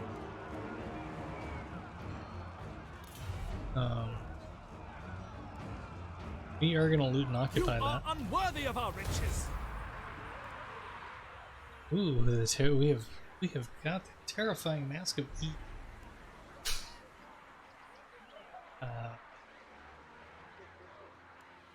So whoever has... Elf captives say they want control of Southlands. They seek treasures for their ritual. No! Clan Moors must be first. Hurry. Get more warpstone. Claim Southlands for quick. Now, each race in the Vortex War has a different resource that they're gathering. Skaven are obviously gathering warpstone.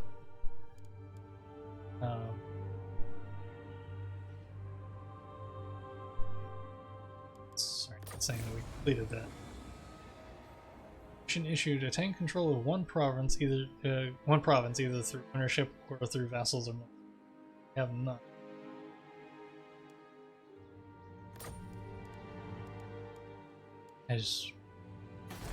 We have to take over Mighty warrior champion. Scraghole, be in possession of.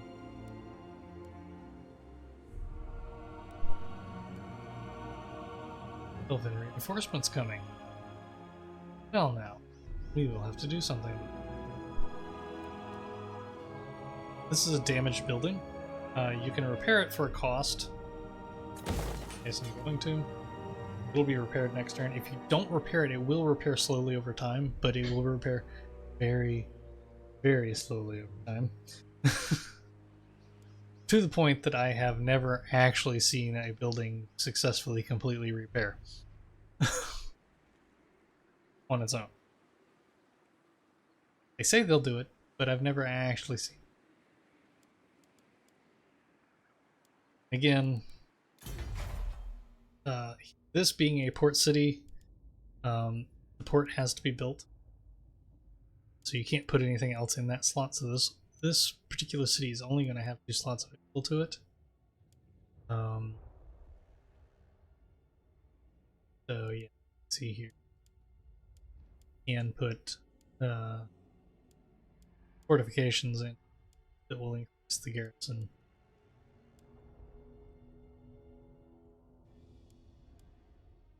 Rattling rubbish pits. Ooh, take that.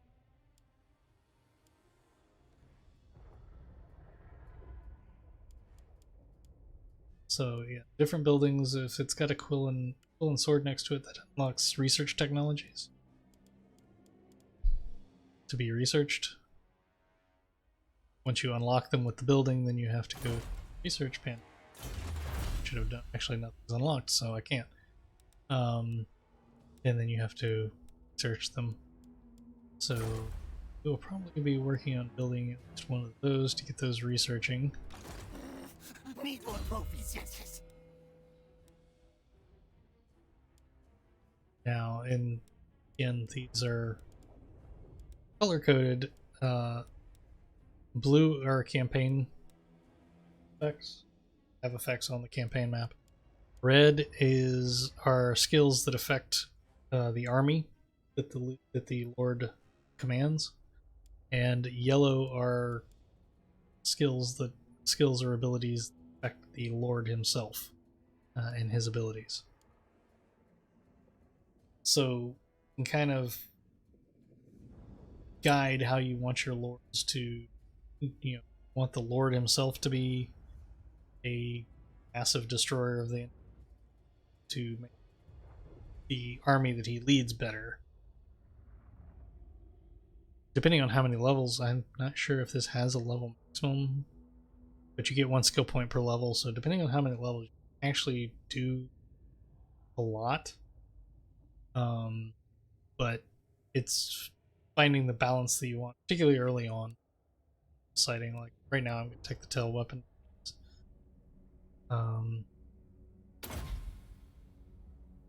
Weak, I feel, is more of a leader through doing. You'll also see these up here are locked until he gets to a certain level. Particularly, these are quests that will unlock to a certain level. And then you quests and you warp shard armor, gouger. Since I'm in a city, you will notice that there's pluses stacked on top of each other. That means these are troops are replenishing faster than normal rate. You can mouse over the plus. We'll show you how many troops are replenished per turn and how many turns it will take until the troop is. So looks like 3 turns I'll fully complete. Only hang out here. Now the main thing I want to do is discourage Azazel there from landing. So Queek has moved on his. Oh, that was the other thing I wanted to do. Is equipment. Currently, he has the Iron Curse icon, which gives him a 10% missile resistance. Missile resistance means all missile damage is reduced by 10% for him. I could, in turn, give him the Terrifying Mask of E, which means he causes fear and terror. Incidentally, any unit that causes fear and terror is immune to fear and terror, so... Moment, I think I'd rather he take less damage, for missile. But you can have, obviously, you can get armor, weapons, talismans. Depending on other races, you can get, other races have mounts, and, and other things. You can also get, followers and banners. Banner is held by the Lord, but it's given to a unit in the Lord's army. Affects that unit. I don't have any at the moment, otherwise I'll give you an example of that. So weird. You do have 2 settings here.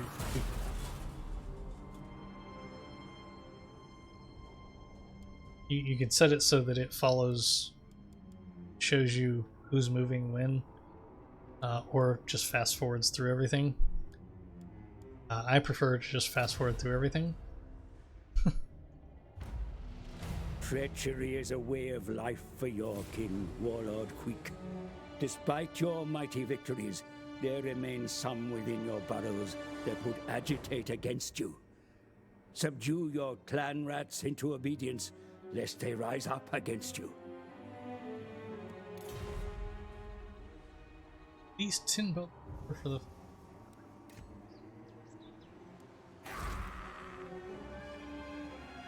Contain at least 10. Assuming that's a positive 10.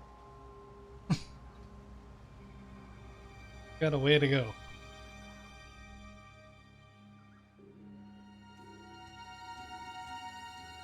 Yeah, see here. Corruption increases my public order. For anybody else, it would decrease it. provincial instability is because I just took over a city. So that will decay over time. Be less each turn. And, minus 4% public order, or sorry, minus 4 public order points because I'm taxing them. I could not tax them, but gonna need money.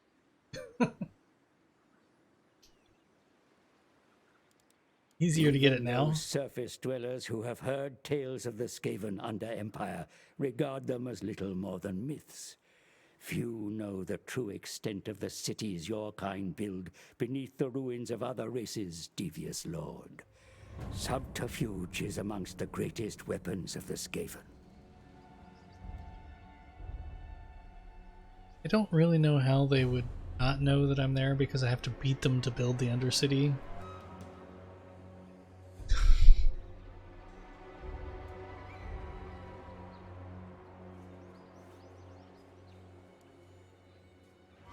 We'll figure that out.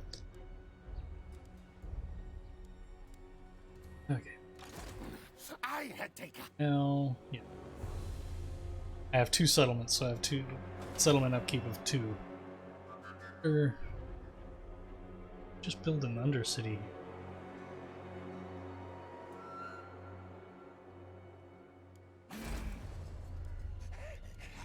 UTech has finished upgrading, so I now have construction slot available.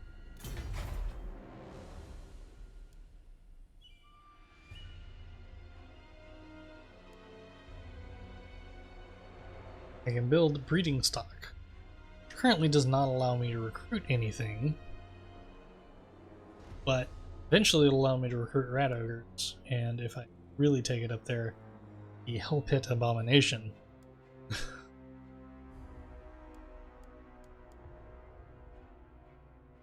So I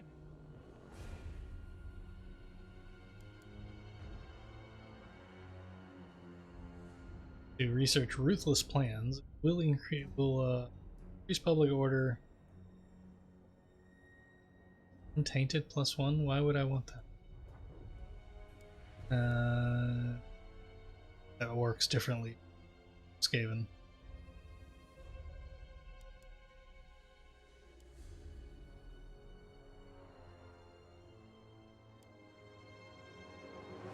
Public order.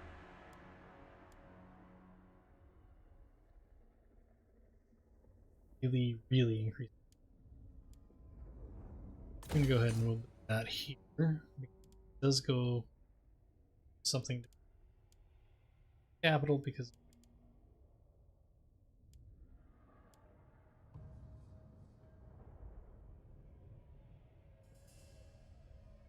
is untainted.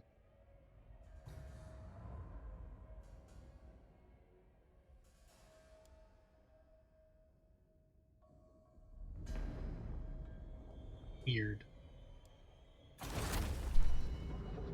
I'm guessing they're considered corruption. Guessing untainted is specifically regarding our corruption.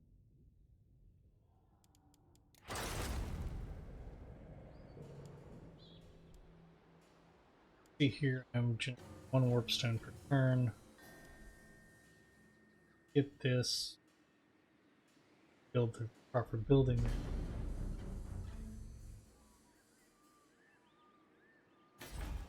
Skaven. Come before the clan and show display deference. Guess I'm gonna have to take out some Skaven. Riddus.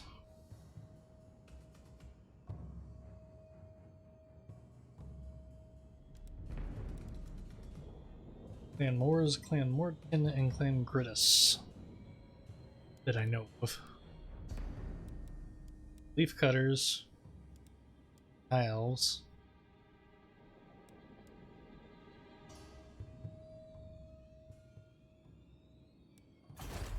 And the Lizardmen.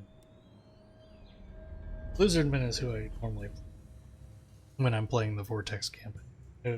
I've been enjoying my Tomb Kings playthrough. They're not strictly speaking, they're in the Vortex campaign and on this map, but they have their own. They're not involved with doing the rituals to take over the Vortex. I'm gonna need to take out for Suppendar. Lots to do, lots to do. Keep Gracia scum away. Probably gonna sit one more turn.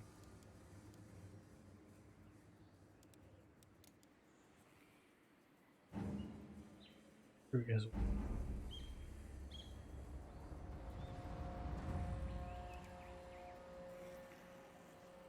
Bothers me.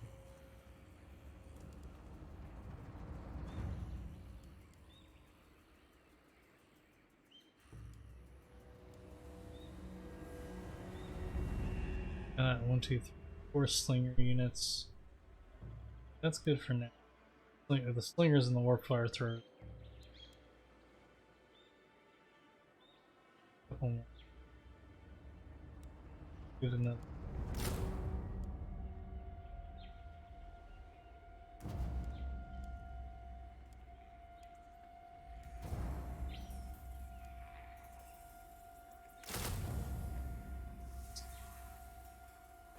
What they call meat shields.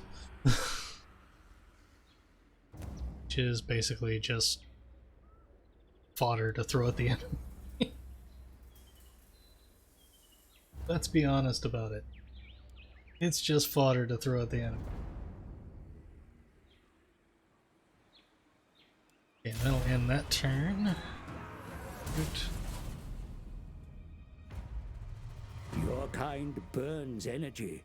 Blessed, or perhaps cursed with a high metabolism, they will not fight on an empty stomach.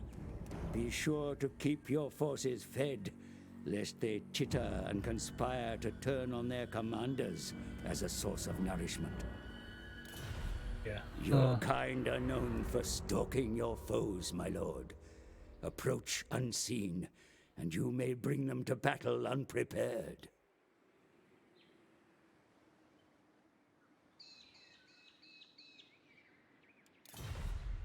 The thing about ambushing, if I remember correctly, is ambushing, if I successfully ambush, it means that they won't have reinforcements. Clanmores!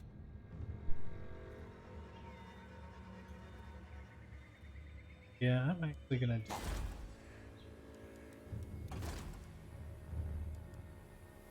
but an aggressive hero, a confident hero, or a cunning hero.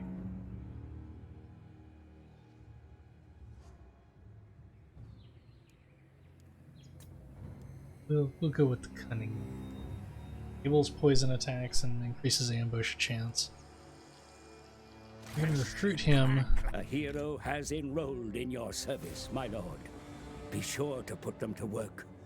Their unique skills may solve problems that no amount of money or effort would otherwise be able to crack. Except you have to spend money. Use never. Which is successfully carry out any hero action. Next turn I'll show you how to choose that. Heroes, as you may notice, have an extremely wide movement range on the campaign map. They can move like lightning around the campaign map. They can't attack armies directly unless they're embedded into an army.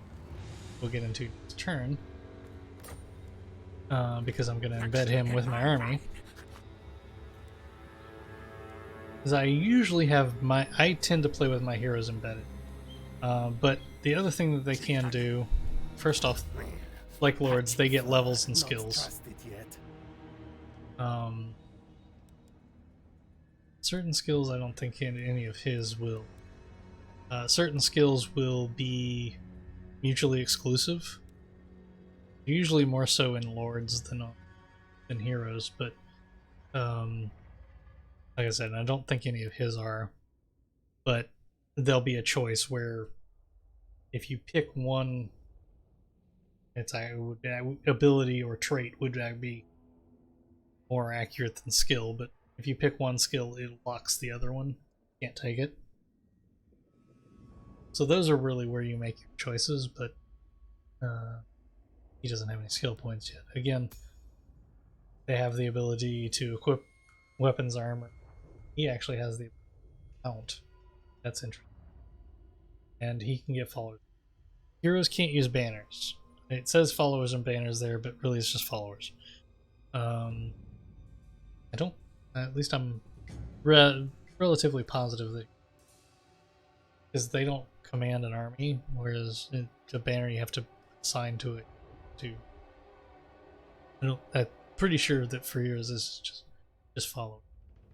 But I am going to give him the terrifying mask of Re, so he creates terror.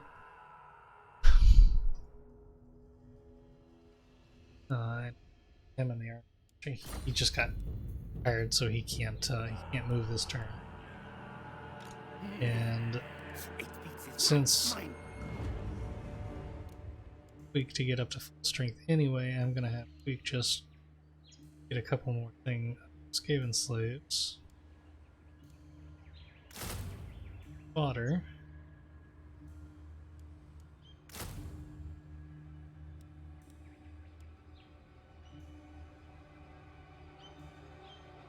So he has 19 units. When I embed the hero, he'll have 20 of 20. So he'll be full up. When possible, you want your lords to be full. Example. A word in your ear. Despite the great power you command, the loyalty of your followers cannot always be presumed. Keep a close watch on your subordinates, Lord, and be sure to bring those that lack a little faith into line, either through strength or favor. Apparently, Dark Elves, Skaven, and Vampire Coast factions use loyalty. Should a lord's loyalty reach 0, they will rebel, taking their army with them to form a new faction.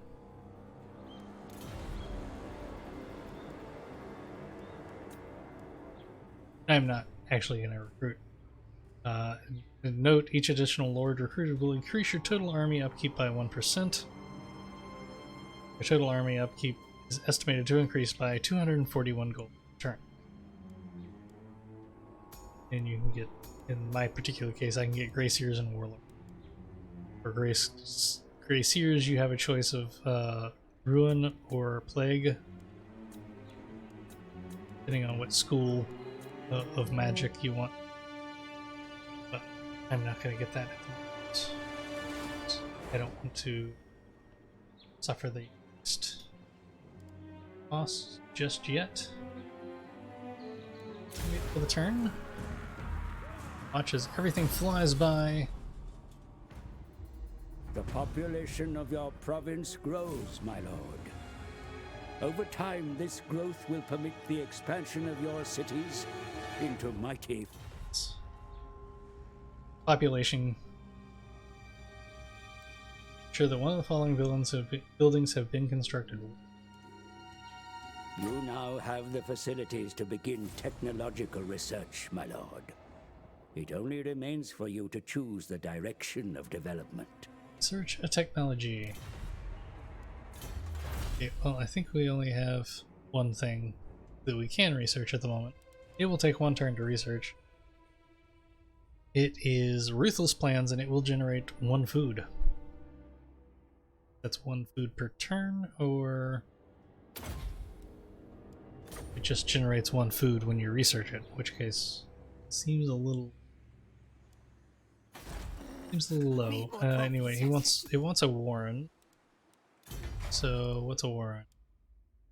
Warren is a level 3 settlement, so that's kind of a given. We're gonna want that anyway.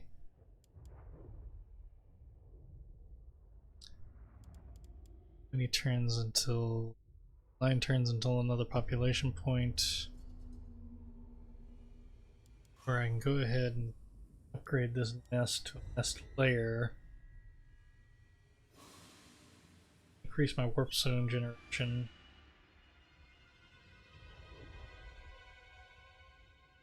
Give me enough. Then it'll be probably like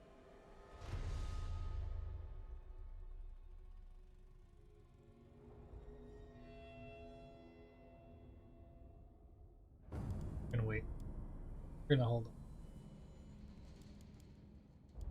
on. Normally, I would go ahead, but one of the things I've noticed as I play is that I tend to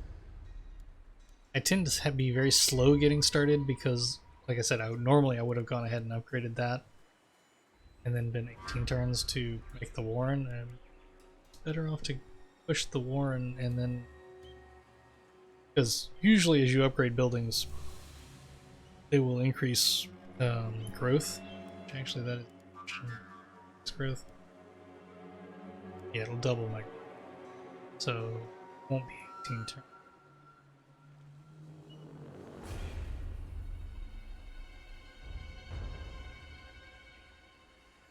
We're gonna go.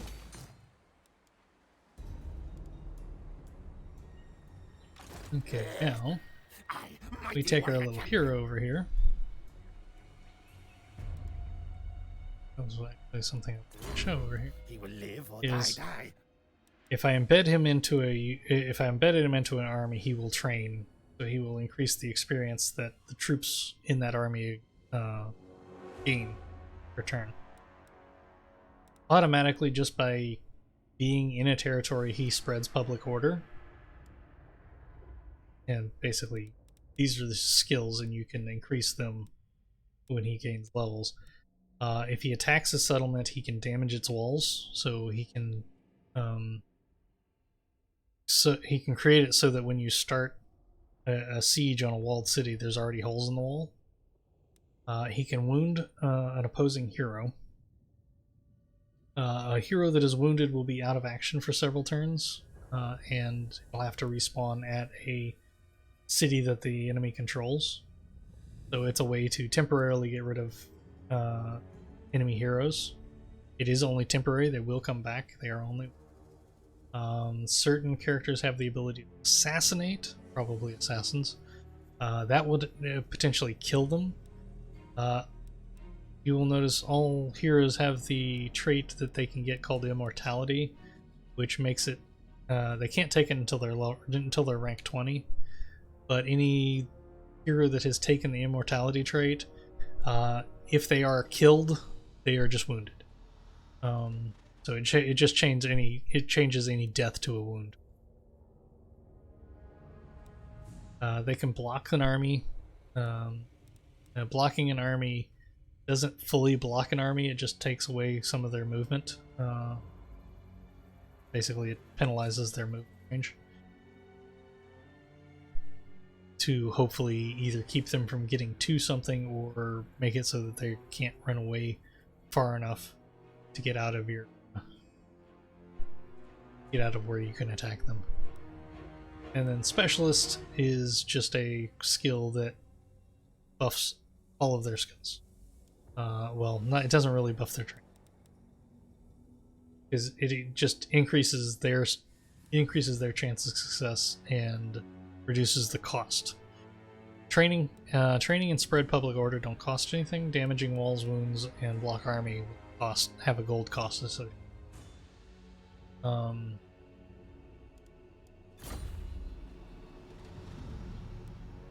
Public order. Let's see about the act. Just by nature of him existing, he exerts that over the area. He won't need promotion.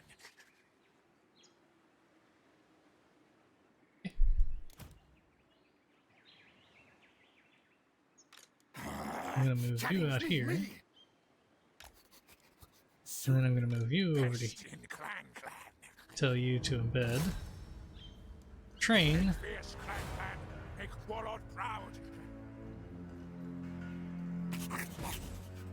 Since that is a passive ability that is in effect anytime he's embedded within an army, that counts as successful use of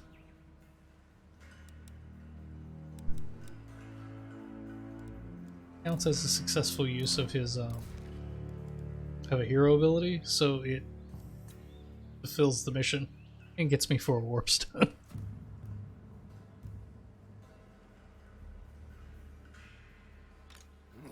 Keep Gracious scum away. So, I'm gonna see Scotty says quick. I can investigate Scraghole here. I don't know who named these places. Scraghole. But yeah, started to look. I mentioned it earlier, but yeah, you can. It won't let me currently because they're all full. But if you have injured units, you can merge units. What that enables you to do is it will merge down to fill up units, and that way it will eliminate. Like if you only have enough to fill up 2 units and that 3rd unit is just gone, it will eliminate that 3rd unit, which eliminates upkeep costs. But by filling up the other 2 units, it makes it more likely that if you were to get attacked, those units have a better chance of survival. So that is it for this turn.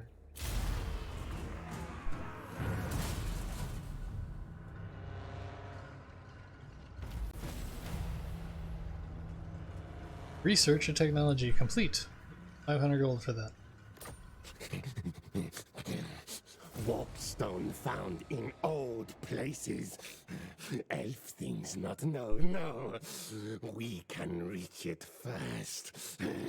Get it all for quick. Any ruin settlement. Give me 5 only gold and 6 warpstone.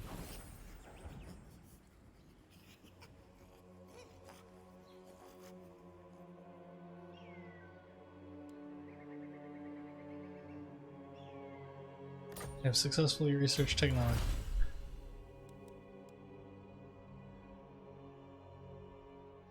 Thank you for the bits, Magnus. I do appreciate it. You have a good night. Get some sleep. Hope you have a good good rest of your weekend. You take care. Enjoy the time with the family. Production growth plus 10, recruitment cost minus 5 for Skaven slaves and ring. So I was already heading off to Scraghole. Need more trophies, yes. So yeah, ruins can be searched, as we will see in a moment.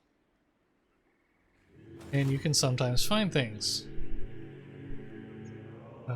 I can just straight up colonize, I can search the ruins, or I can do nothing. Now, I have a mission to search the ruins, so I'm going to search the ruins.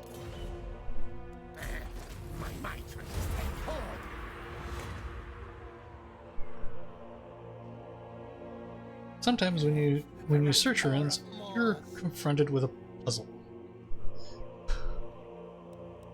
Throughout the world, the Old Ones left vast troves of power for use by their most trusted servants. To prevent such power from falling into the wrong hands, they place wards and cryptographic locks over them. As millennia have passed, these wards have weakened, but the arcane locks remain.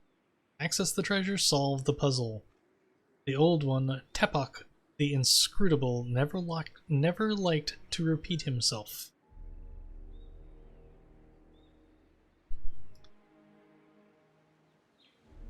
This one actually gives you more information than some of the others I've seen. What you have to do is figure out what symbol should be in the question mark.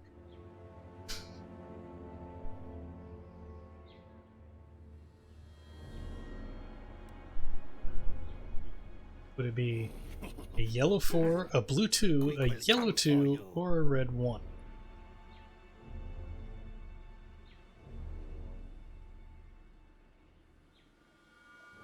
Given this, I'm guessing we have a Sudoku-like thing where we can't repeat. So it's not going to be a 1 because we already have a 1. It's either going to be a 2 or a 4. A 4 because we have that.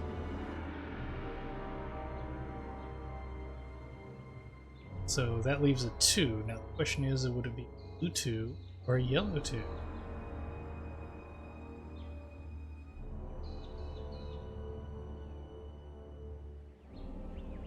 Already got 2 blue 2s. That won't be blue. Has to be yellow. Or no, sorry. It doesn't have to be yellow. Won't be. Yeah, sorry, it does have to be yellow. So it has to be a yellow too. Double check my logic there. Puzzle succeeded. Some of them I don't really think they give you information. So we got 1,000. We've got 1,000 gold and a Lichstone pendant, which gives them 30% magic resistant to the assigned unit.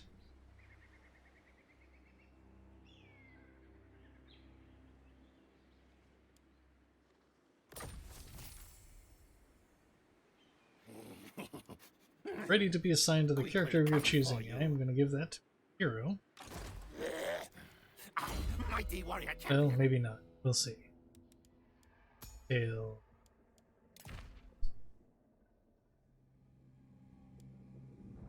Copy.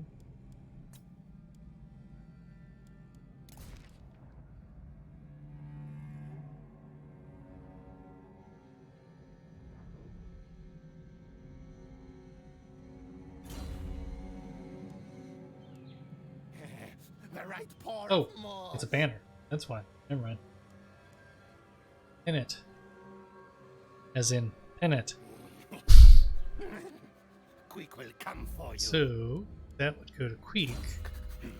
A stiff tail.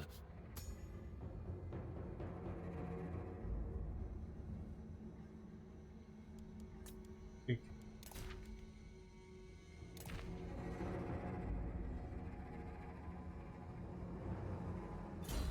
And we have a banner. It beats is mine, mine. Having searched the rune, I cannot colonize it this turn. Nothing. Gonna hang out here for now. No one beats better squeak. No one is possible.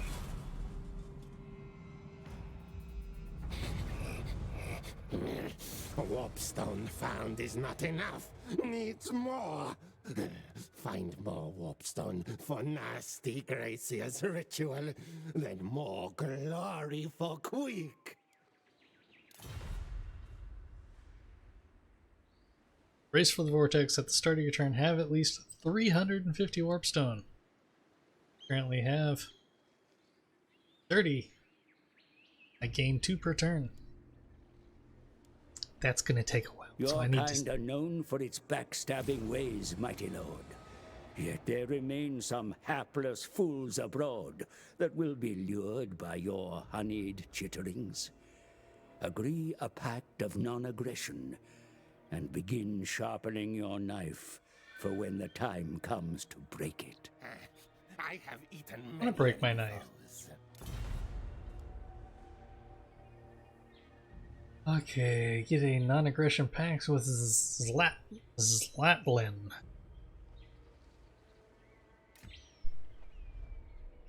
And it's these guys over here.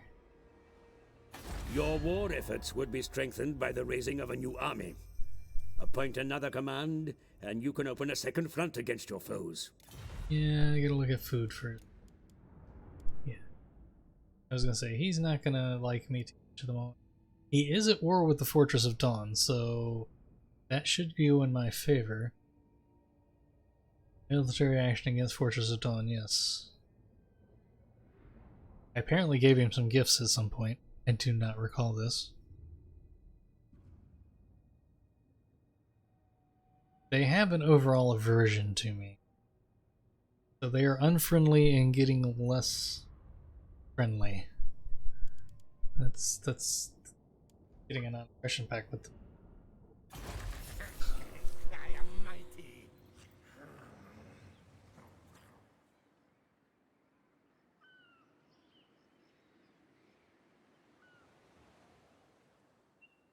Terrors of the Dark Straits have joined the war against us. I have a mission to recruit a lord. Going to make it more difficult. That is forbidden. Really? The elves recruited vampires.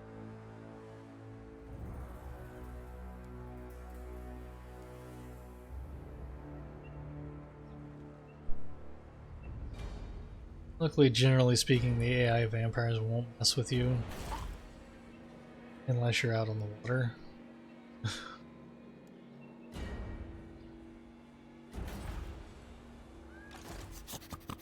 No, no!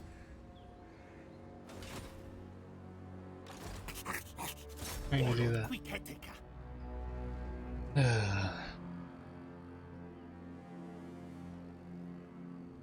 The climate in this, that's the other thing I didn't mention. The climate, each region has a climate, and each race is suited to usually 2 or 3 climates.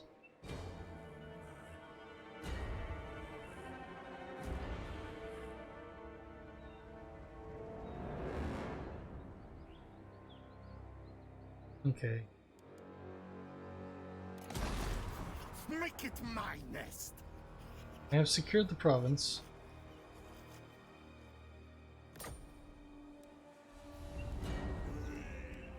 I control all 3 settlements in the province.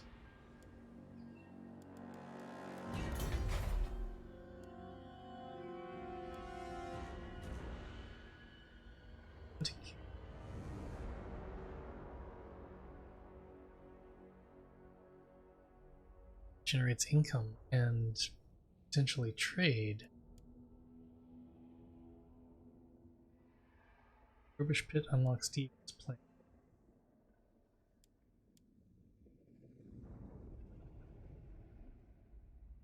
Ferocious.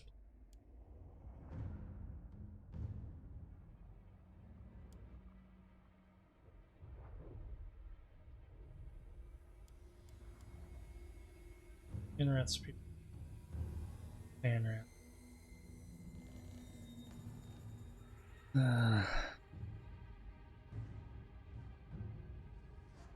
Anrat's spears are better than slave spears, so military wise at the moment I think I'd run the clan pit. I'll build that when I settlement. Trade goods. Trade is actually a really good way to money. Trade alliances. Now I'm gonna have a hard time with that because well, most everybody doesn't like Skaven. So once you control an entire province, you can issue a commandment province.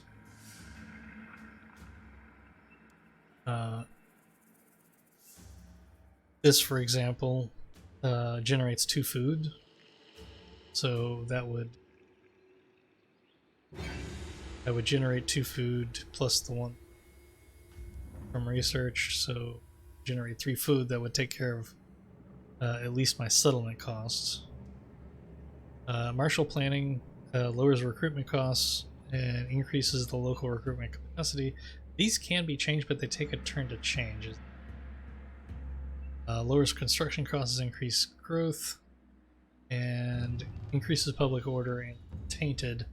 So if it's going down fast, you may want to switch over to that. Time being, I think I'm doing okay on food because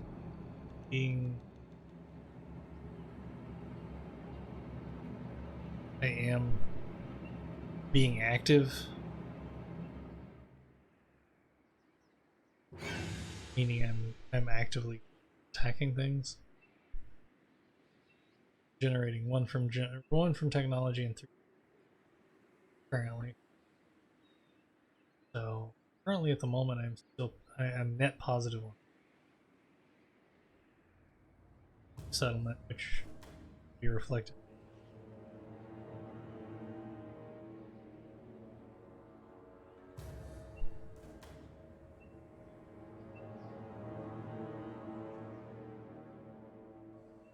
That's good.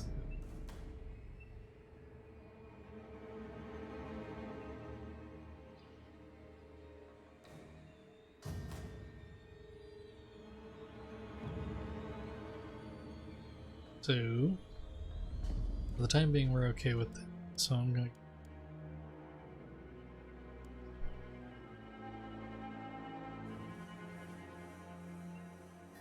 lower construction costing for the time being. Please, you scum away.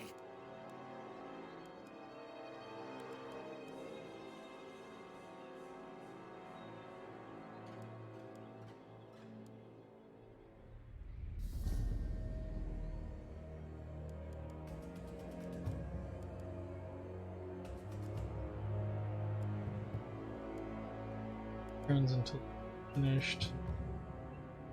Across the board.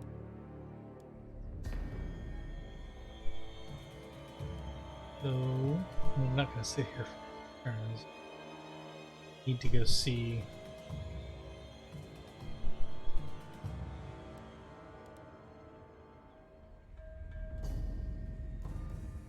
They don't.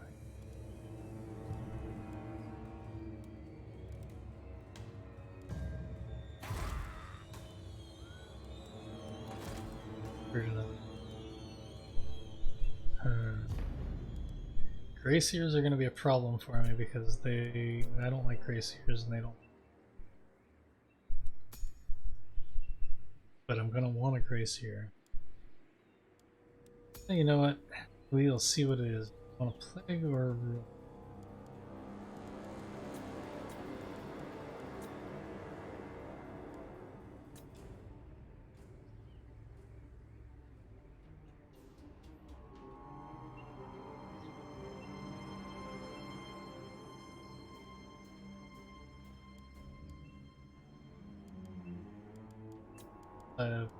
Yep. Fight has a higher base.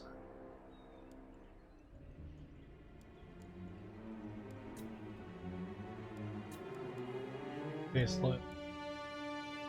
He is only fleet-footed though. But you know what? We're gonna go with it. Let's do it. Recruit. Your forces have secured the province, my lord. Any contesting claim to this territory has been eliminated. Now that your rule is unquestioned,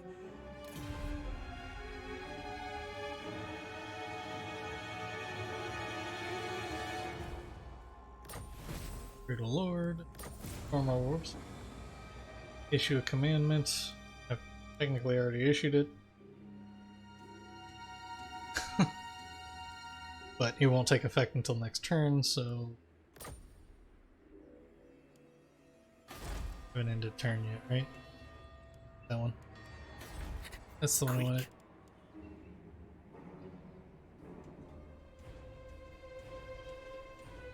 We may have to change it.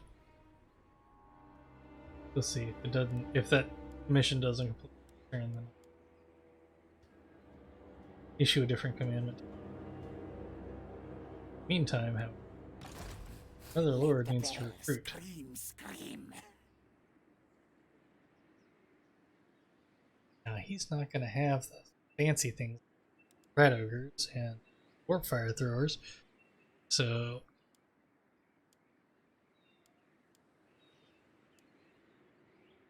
let's see.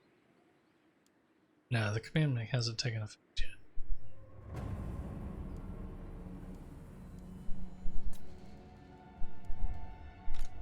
Yeah, hit it. More head skulls.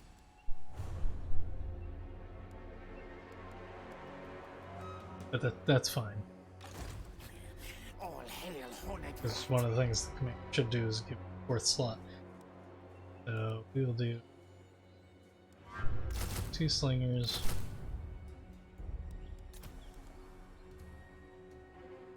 I'm not gonna do.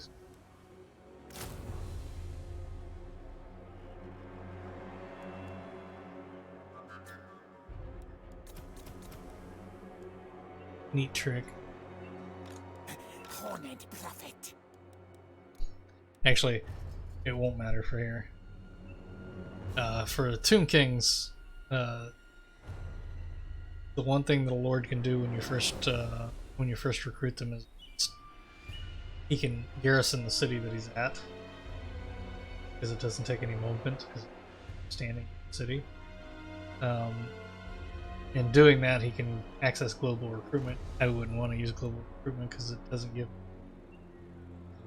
And Tomb Kings, since they don't pay recruitment costs or anything like that, using global for them is just a time sink. So if it's a newly recruited lord who's probably going to spend a couple of turns at a city anyway recruiting, to be able to recruit a little faster by using global recruitment is a big boon. Like I said, here it's not so beneficial, other than the fact that he does at least have the protection of the city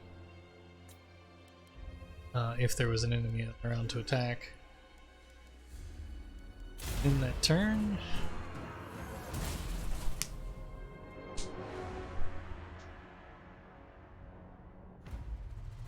Invocations of great potency may be performed by your most potent wielders of magic, mighty lord. Summon them together, and they may perform rites to grant you considerable powers, albeit at a price. everything has a price.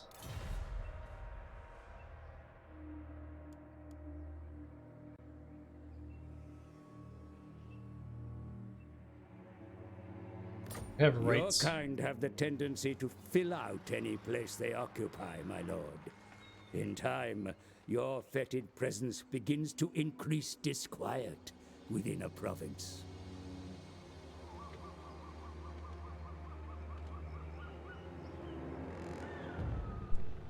Oh, okay.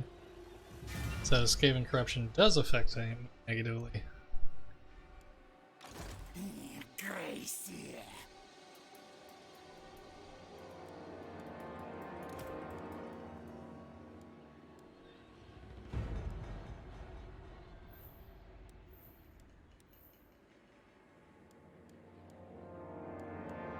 You have rights that can be performed. This particular one, the one that I just unlocked, generates food, increases growth, increases public order, and decreases recruitment cost. Lasts for 5 turns. It has a 15-turn cooldown on it. Costs 3,000 gold.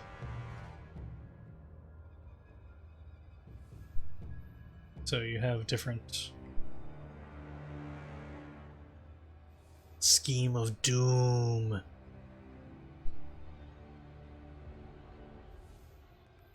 Unique Warlock Engineer hero capable of targeting a foreign settlement, either establish an undercity or use catastrophic earthquake there, will be summoned at your faction leader.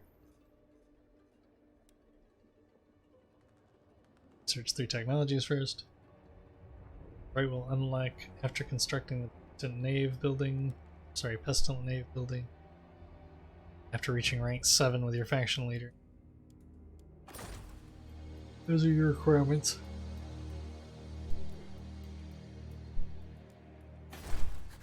We're no furs.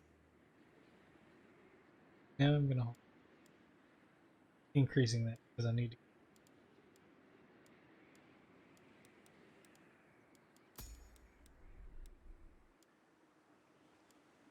You can rename the individual settlements.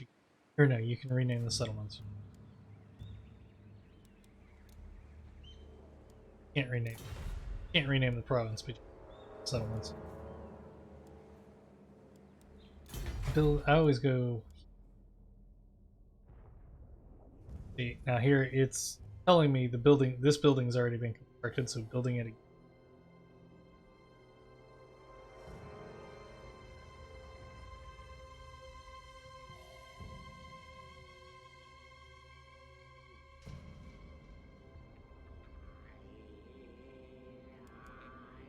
This, even though I've built it somewhere, would benefit me because it would still generate income.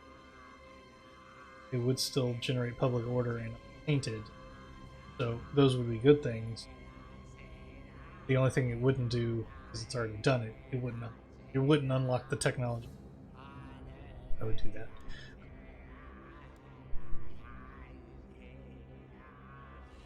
Battling.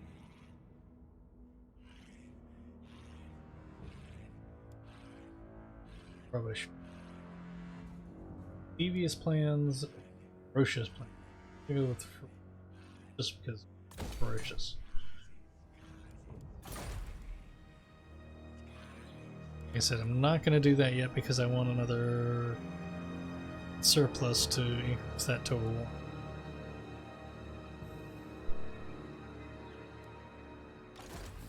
Let the bell scream, scream.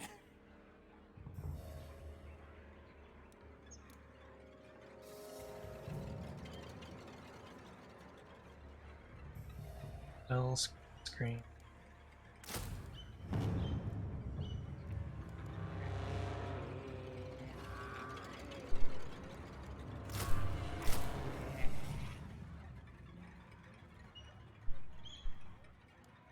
Here, for example, you can see in global recruitment,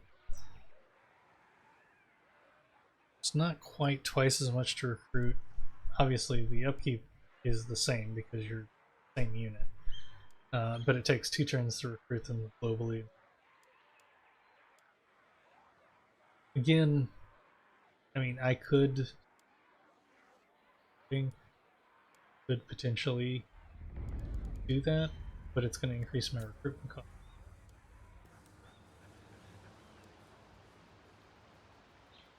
Loyalty is out of 10. I got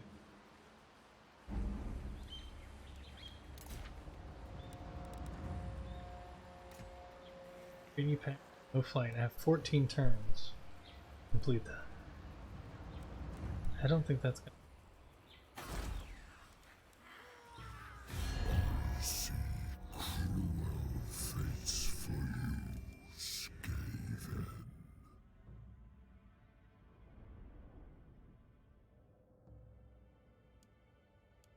Spawn.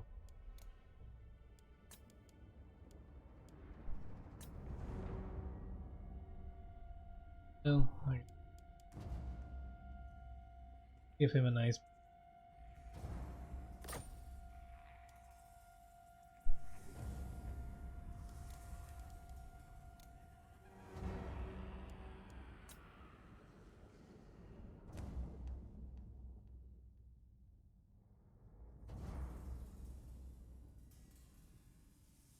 I am not a great power. What are you talking about, power? Ranked 89th.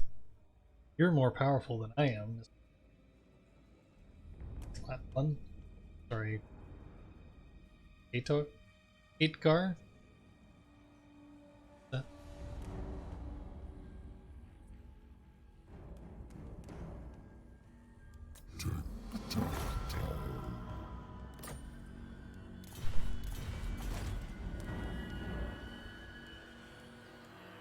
Don't mind me, just bribing you.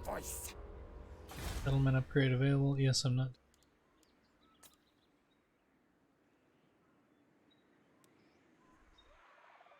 Not a bad thing, but What now? I don't know.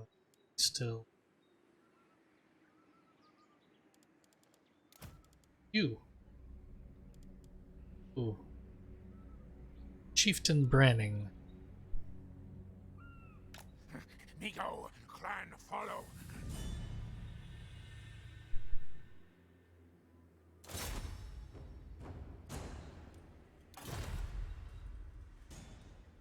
Me smash crash elf thing, impress me boss rat.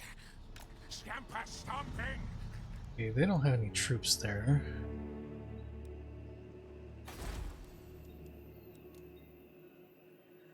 Don't exactly have a great garrison.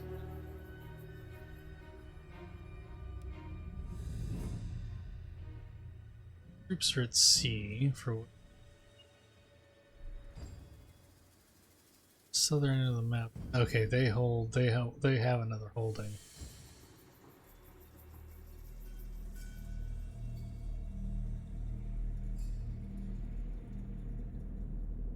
Say because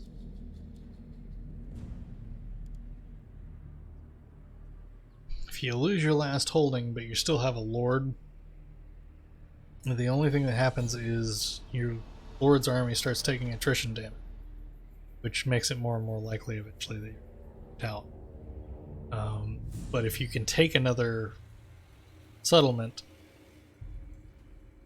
in that time,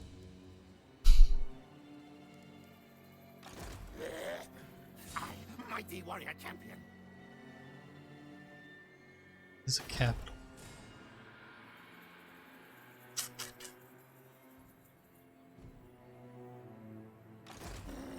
Need more trophies, yes. I wonder.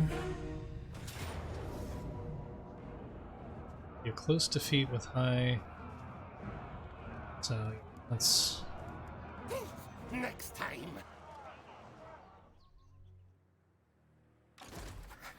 Me superior. Me take over. We make clan strong, Cap. Do that. We'll go back into Scraghole for our replenishment rate. I forget about the fact that his troops are half dead. That's not good. Coming up on.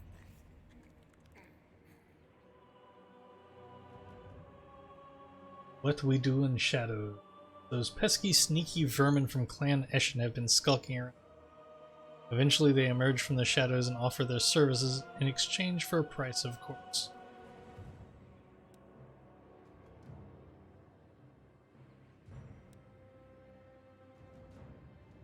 Find their help, I get money, but he loses loyalty.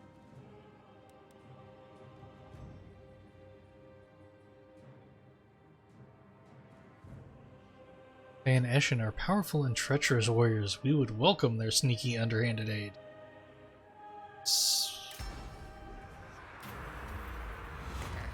I have eaten many enemy foes. Eshin rats have come from the dark again, asking their essence to aid you be compensated. They want payment and they want it now.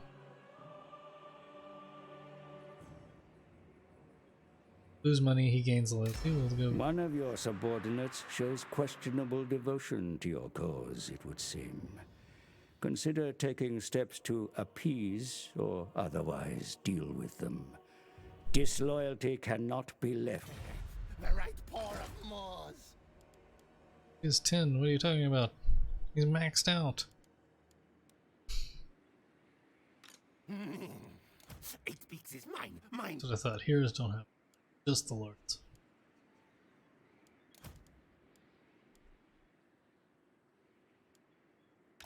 Declare this nest mine. Mine. Quick.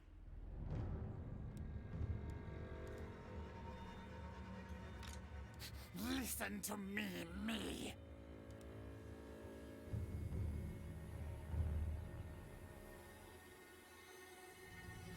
Situation Garrison.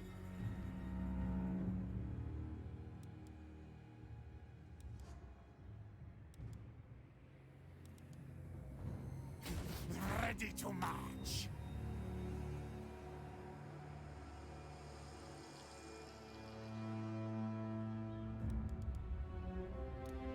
That's right.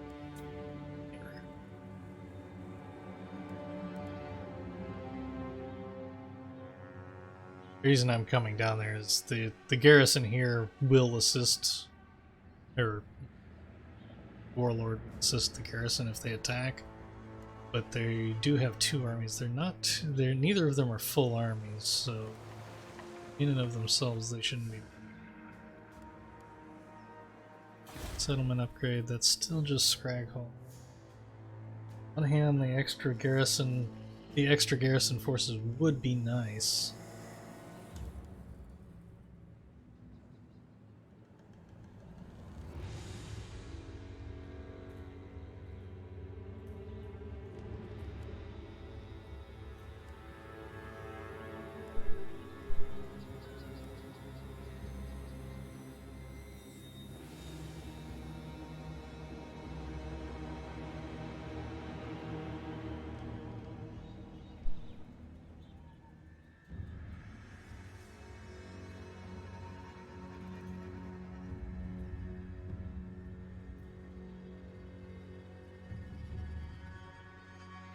To get that Skaven corruption down. Not critical yet. See what I can do about that. Let's increase it in the meantime.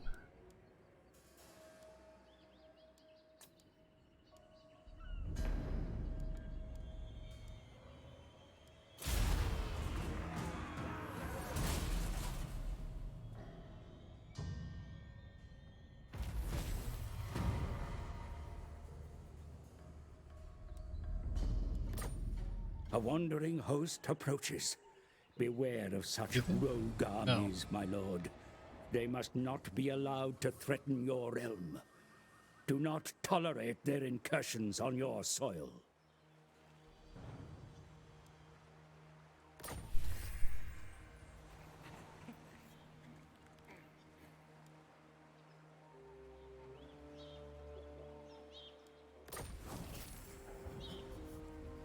Technology researched.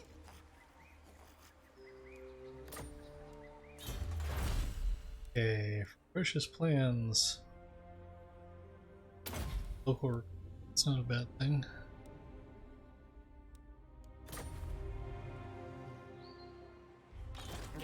Grey harbinger of doom.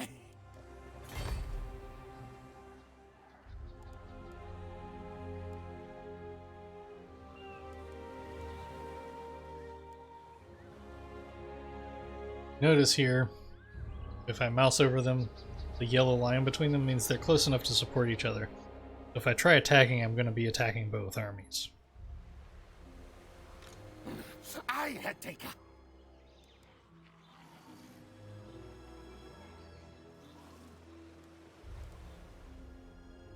In a situation like this. Save scum.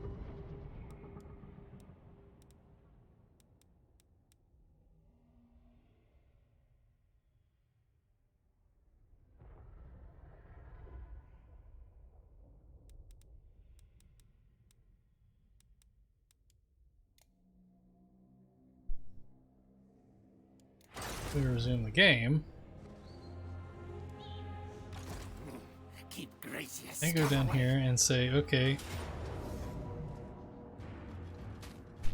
Ooh, I managed a successful ambush. The enemy failed to spot your ambush attack, and now you have the element surprise to give you the upper hand, meaning I don't have to attack. I don't have to fight them both at the same time. Now, they don't have any magic users. I know. Well, I shouldn't say that. No, he's a sword infantry. So the magic, the banner is not gonna mean anything. But who will I to? I will give it to my storm vermin. So my storm vermin have magic resistance, so 30% of magic damage done to them is ignored. Which is not a bad thing.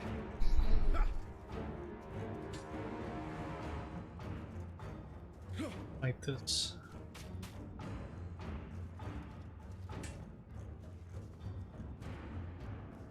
Go Seeker.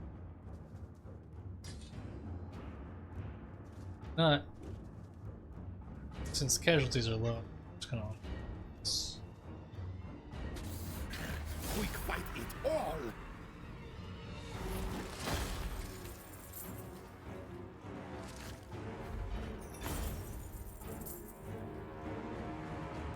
Not low on money at the moment, so I'm just going to do replenishment. Slave things, yes, yes.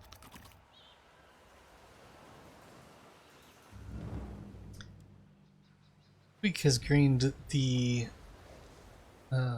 trait Lords over a sewer, and now gets a bonus when fighting high elves. So he now gets bonus when fighting high elves, orcs, and dwarves. And both of my characters leveled up. Not trusted yet. I'm gonna use his damage wall ability, because I'm probably gonna use that. I mean, shortly. Nothing to do with you.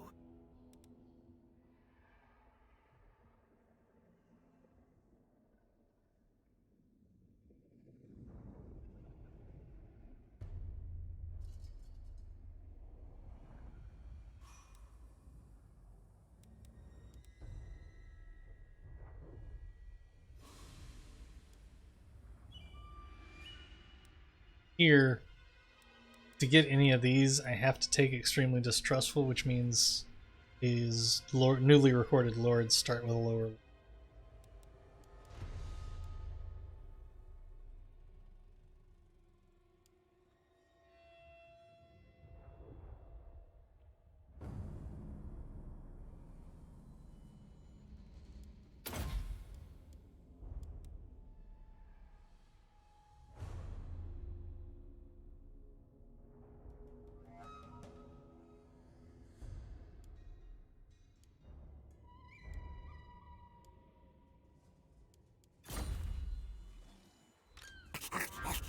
Warlord Quicketeka.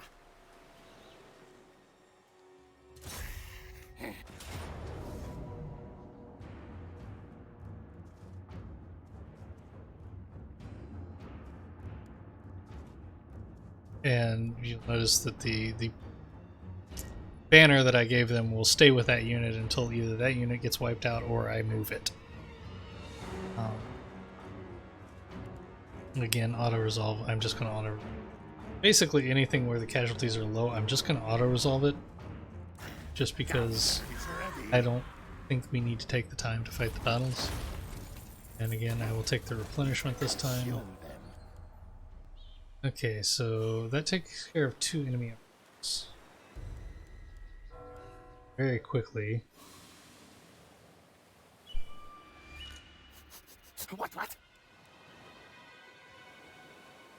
We're recuperating lower, but he's still in good shape, all things considered.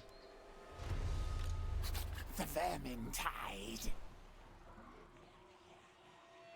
Gonna get another Skaven over here close enough to be reinforced by him, which both of these guys leveled up again. You will notice I can't take damage walls again yet. He has to get beyond. It says he has to pass rank 5 before he can take the next level of damage wall.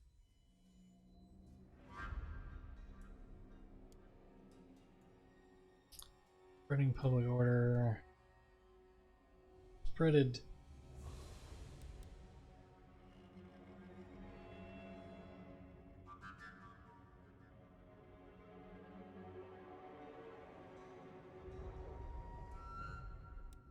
One thing that I find odd is certain things, like taking a mount here, will lower his armor and his melee defense. Now, he can't take it till rank 12, so it's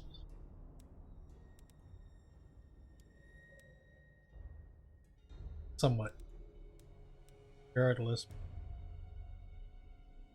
moment, but it's just odd to me.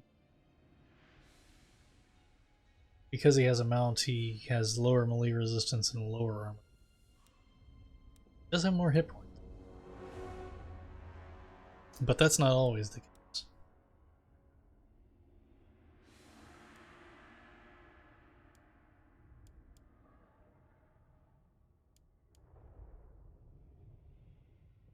Does that? He does that naturally. Take the next. He'll do it more. I'll do that. He's embedded in an army, so I want to tail.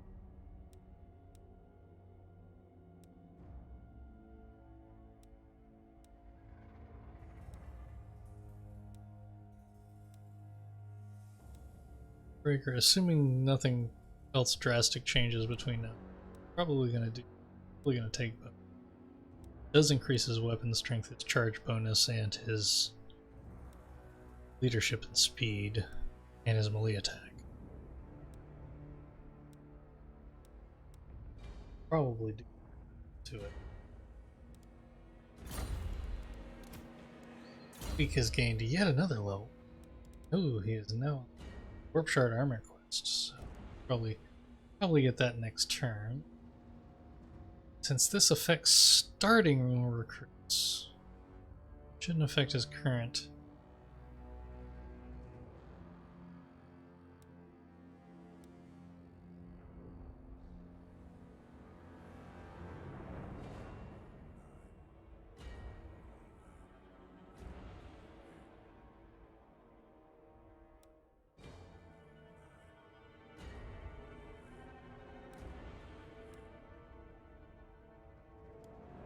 Take a look at that. Right now I'm going to take Inspiring Presence. He can start taking some of this stuff and buffing his troops that he has with him.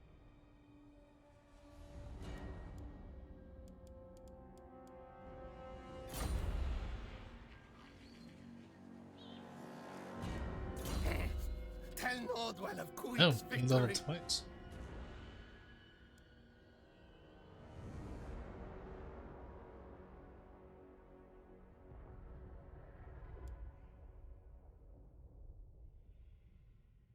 Charge bonus of wolf rats, red ogres, mutant red ogres, brood horrors, and hell pit abominations.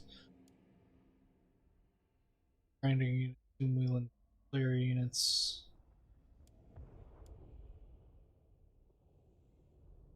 Even weapon teams don't have any yet. Reload reduction time for night. Garrisons don't have the attack leader. The attacks and rank units. We take that.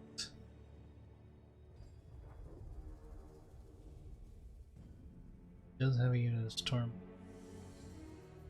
Actually, no. At the moment, I am going to take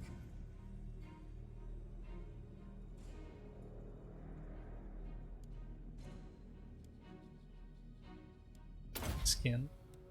Give him some better armor. Next turn, he will charge armor.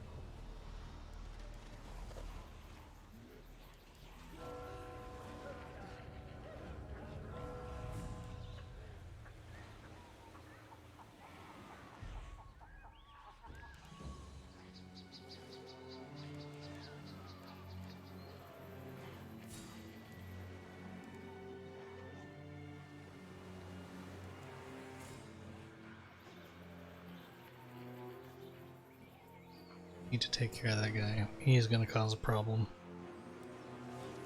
Settlement upgrade is still one I'm not doing in turn. I'm gonna go for about another, so we'll see. A rival warlord makes false claims about his greatness in comparison to your own, mighty lord. Perhaps a conquest is in order, the better to remind your kin of the awesome power of Queek. Occupy, loot, raise, or sack one different settlement.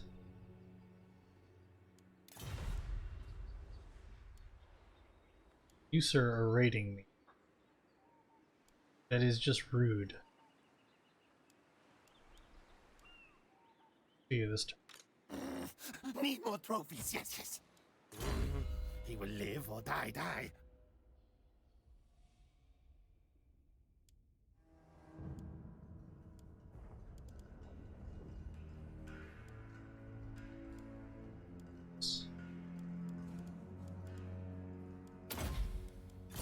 Your kind are not well suited to this country, my lord. Do not rush to establish a permanent presence here. It may be wiser to pillage all that you can and fall back to more hospitable lands. Hey, sir.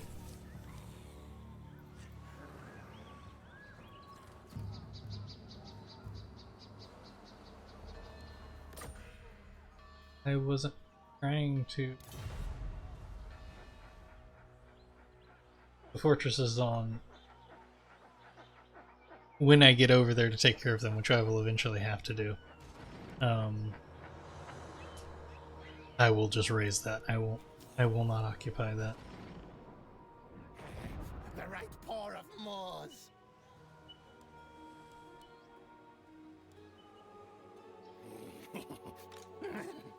Quick will come for you. Cannot get to that this turn.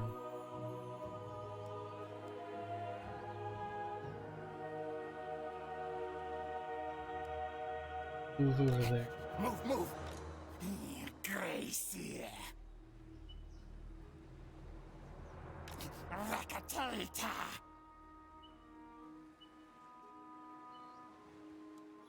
Whatever he does next turn.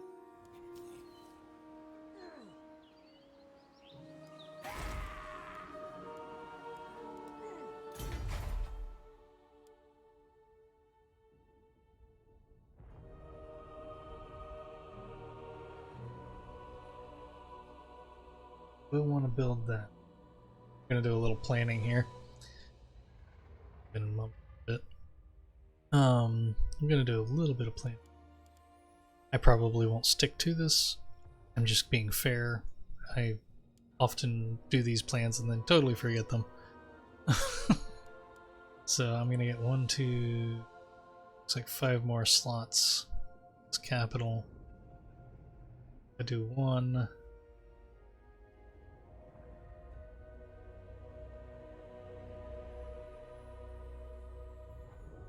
So, won't want to build that.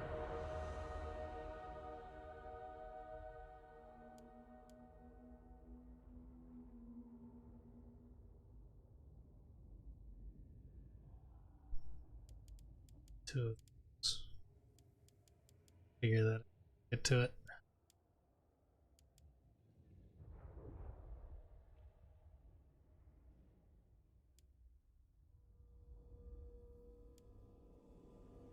Lightning cannons, a doom wheel. I have a doom wheel. Autofire will never forgive me if I don't get a doom wheel.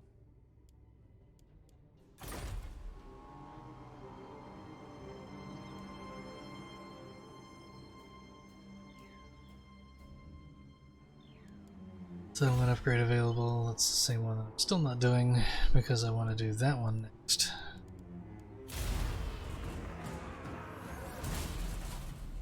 Although I probably won't build the medicinal herb. A great and terrible power emanates from the caverns of Sotek, mighty lord. Yes, I know. Much warp I plan stone on must going. surely be found there. Yet it is held by a powerful rival clan. They are taking the warp stone for themselves, Lord Quick. It should rightfully be yours. Attack Already and planning claim on it for yourself. But I gotta deal with this problem in my territory first. Did you really just stand there and raid?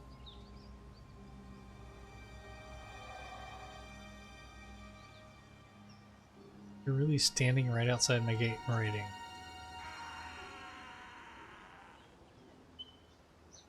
You, Bruno Nagia, are a special kind of not very bright.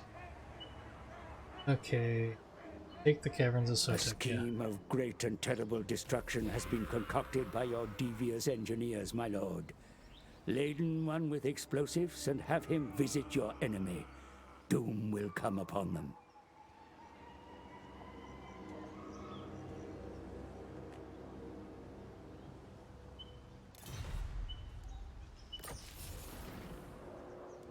Yes, I am aware of that.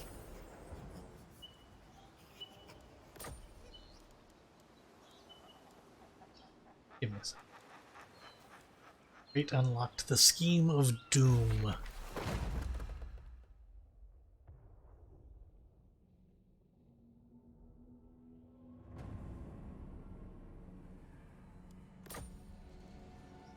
Consider it. The other thing you can do is you can go out on the water and you can go to these points of interest, and sometimes they'll give you money, sometimes they'll give you magic items, sometimes they'll give you a fight. So, Bruno. Keep Gracia scum away. All hail Horned Rat.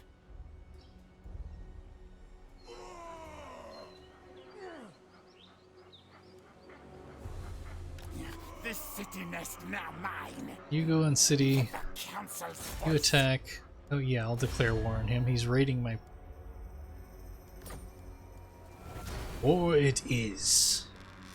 Stab, stab, die, die.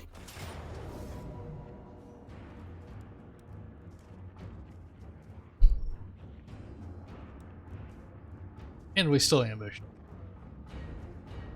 Time for things to die, die.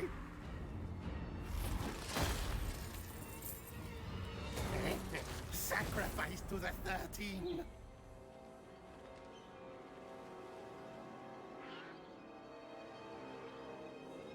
Full up. Yes, up. yes. So, Quick always wins. the pirates of the Southern Ocean have been obliterated. Victory. The Lords of Decay have Notice spoken. me.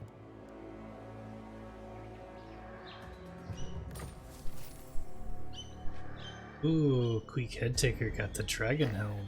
Clan victorious. Thanks Plus to 5 me. armor and 25% fire resistance. Can be used. Scalpite got a potion of Tell healing. Lordwell of Quick's victory. A potion of healing basically is a single-use potion, if I remember correctly, but it restores a bunch of... So he can heal himself in battle.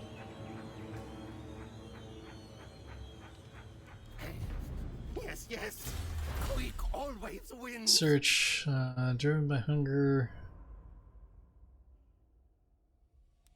Set examples, increases leadership.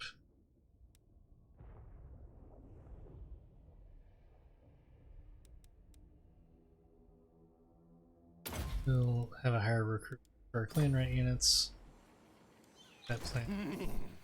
Weak leveled up. Mine.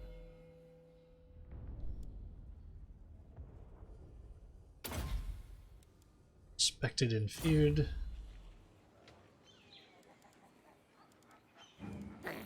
My win. Nothing to do with you. Sheesh.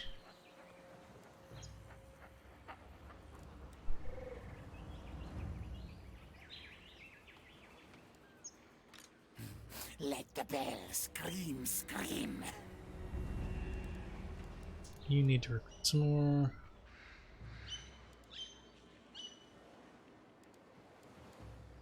Here's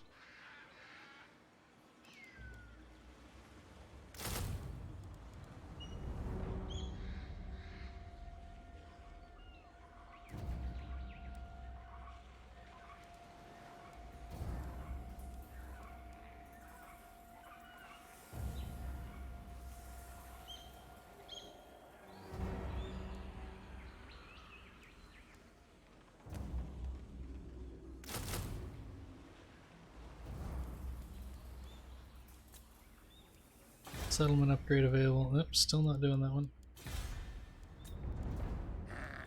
Victory! Horned rat noticed me. Warlord, quick head taker. Move your tails! Ring bell.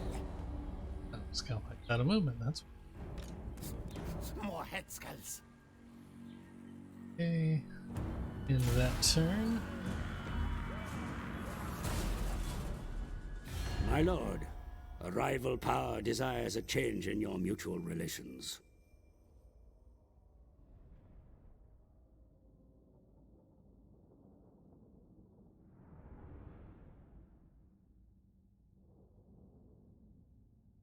I'm sorry, backpack snarl.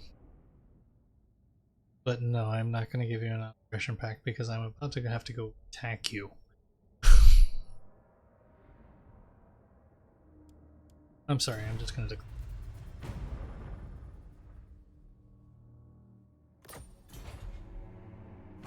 Make stronger. Warlord soon. Van Mordkin has been destroyed.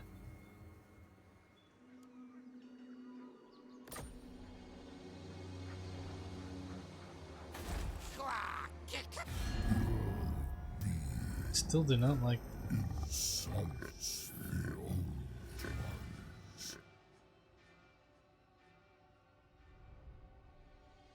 just gonna have to accept the fact that that quest is gonna be a failure, because I am not gonna be able to get them enough up, their attitude towards me up enough to get them.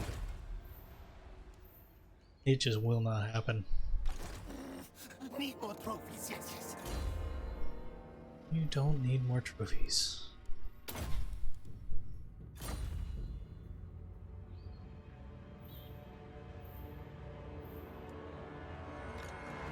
Grey harbinger of doom. Clan Wars. Yeah, he does have a huge range.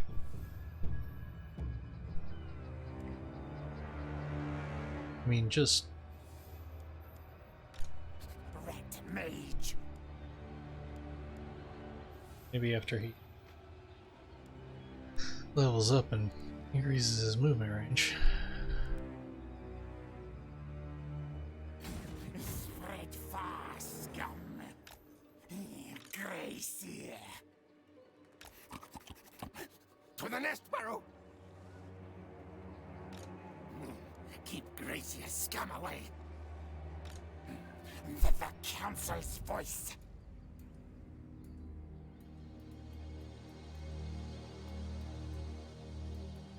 You sir, if you come up, if you come on land there, you're not real bright. Of course, you are high elves. Settlement upgrade available. Yes, that's the one I want.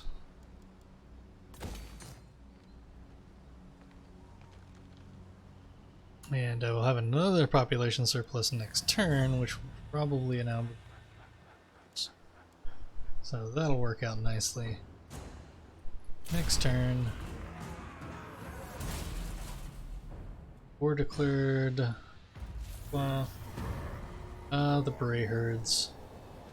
Beastmen.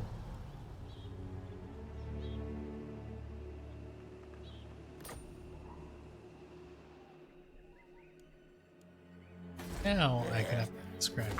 Mighty warrior champion. They'll both be done at the same time. Master of Seers.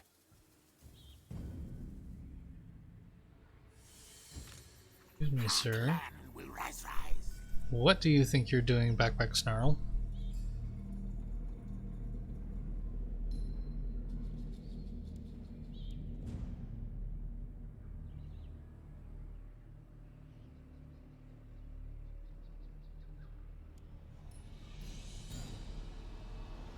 Unlikely.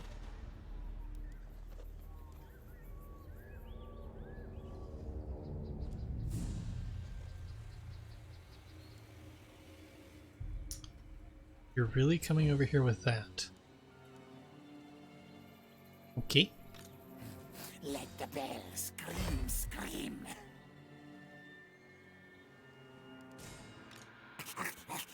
Warlord Quick-Headtaker. Grey harbinger of doom.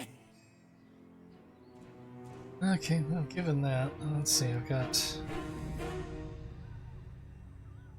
units of slingers on.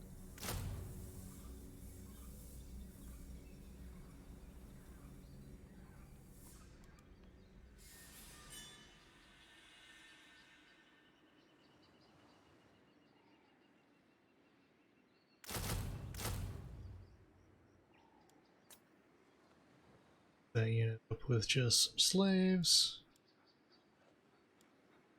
because while slaves themselves aren't very robust, numbers mean something.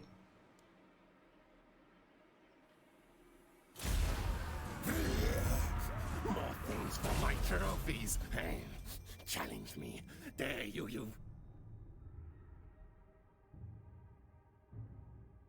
Really? Last defenders? You're all the way over there and you're gonna declare war on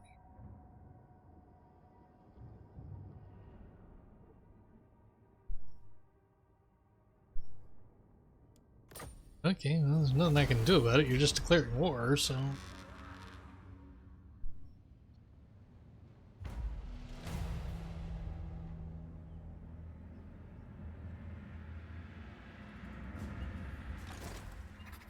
Most masterful of masters.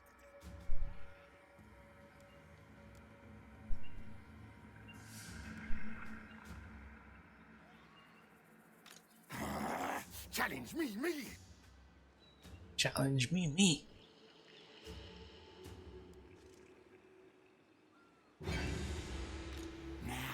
Warpstone.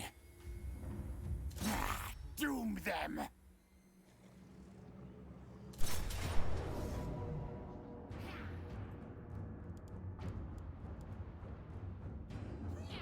You You will really. fight. You die.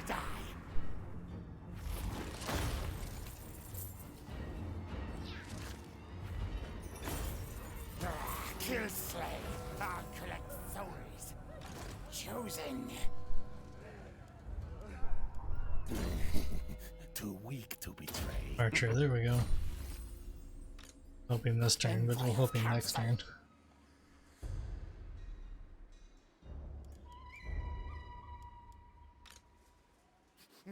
Great victory. Good. Great victory. 8 beaks is mine.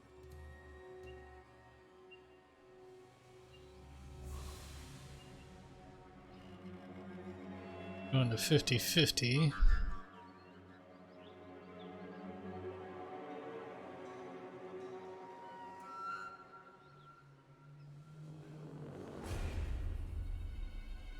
Oh, we got the Ruby Ring of Ruin.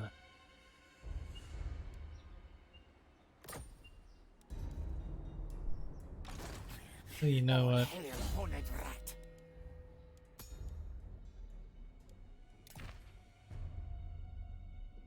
Actually, you'll keep.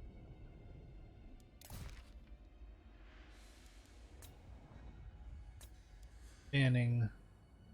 Oh, no. Terrifying Mask of E.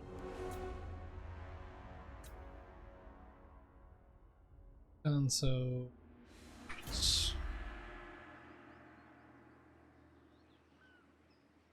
Better than Thankwall, yes, yes.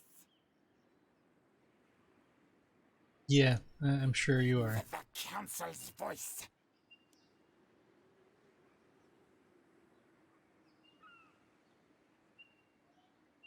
You guys really gonna keep sending ships over here? Am I gonna have to go over there and sail over there? Is that how we're gonna have to play this?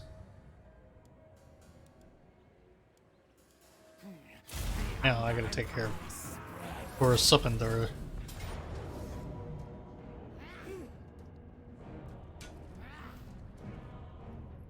Well now.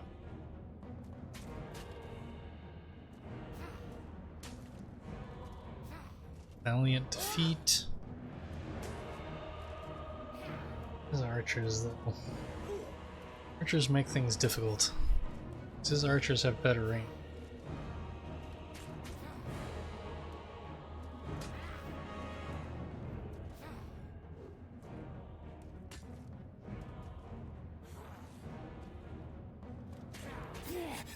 Back! Sorcerer, inventor, yes, yes!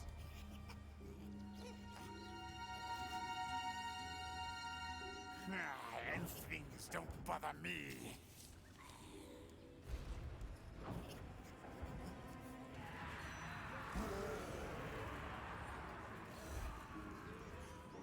Rising Warlock Engineer skitter leaps from an adjoining chamber directly into your presence. It works!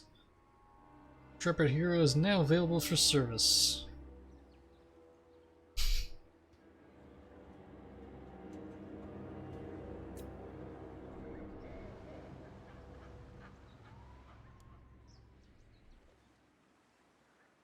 Move tails! Let the bell scream, scream!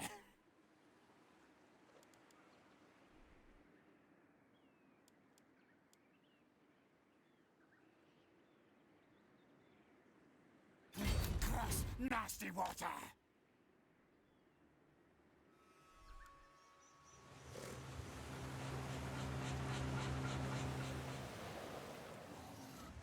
Skaven ships.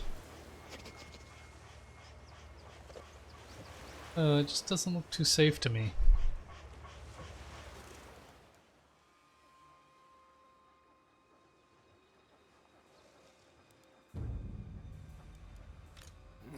Keep Gracia scum away!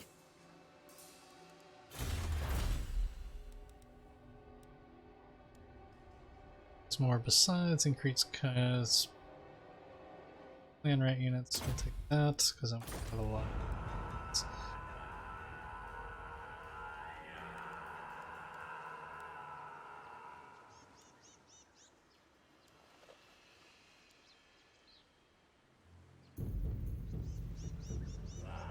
Actually,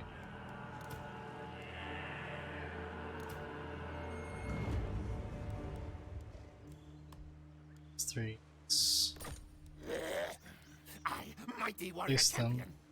Actual clan rat spears.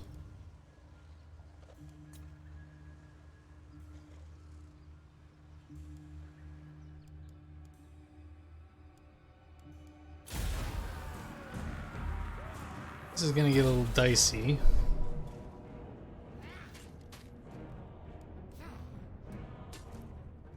Okay, fine. We're gonna lose this fight more than likely. Let's see how many elves we can take with us.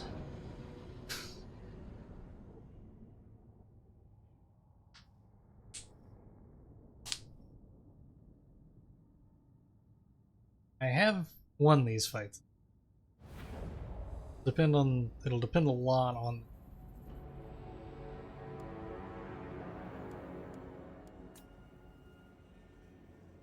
Depend a lot. Not great terrain. Because, I mean, not that they're going to have an advantage either. It's just either of us are.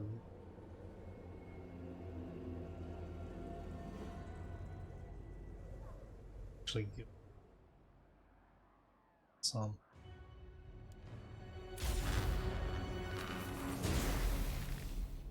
I should have done this before starting the battle. Spears. It's 3. Spears 4.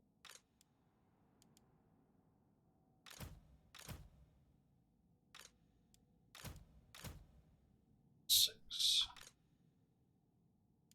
Okay, 1. Couple of spells.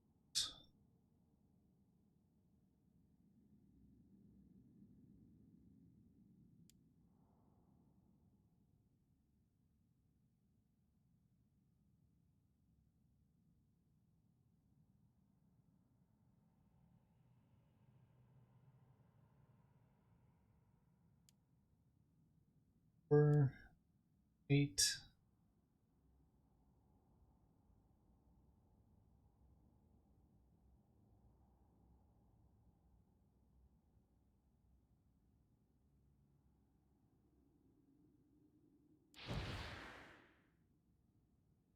Probably get used.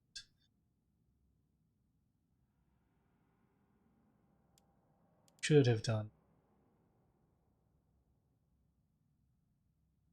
2.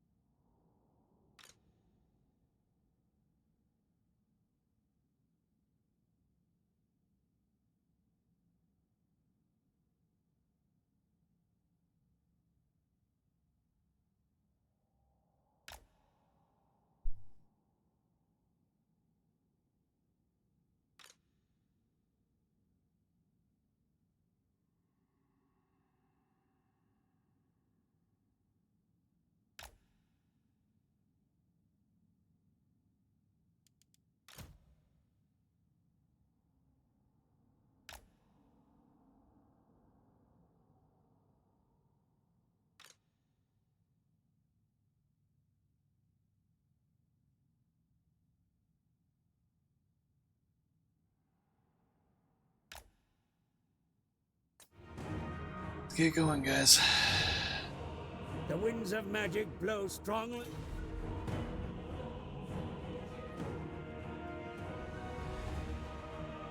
Like I said, I fully expect to lose this and Lord get killed, but I can do some damage to him.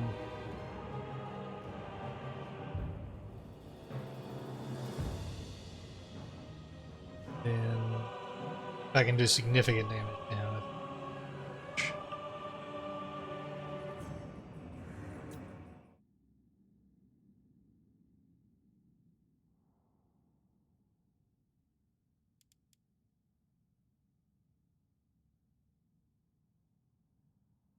Archers feel pain.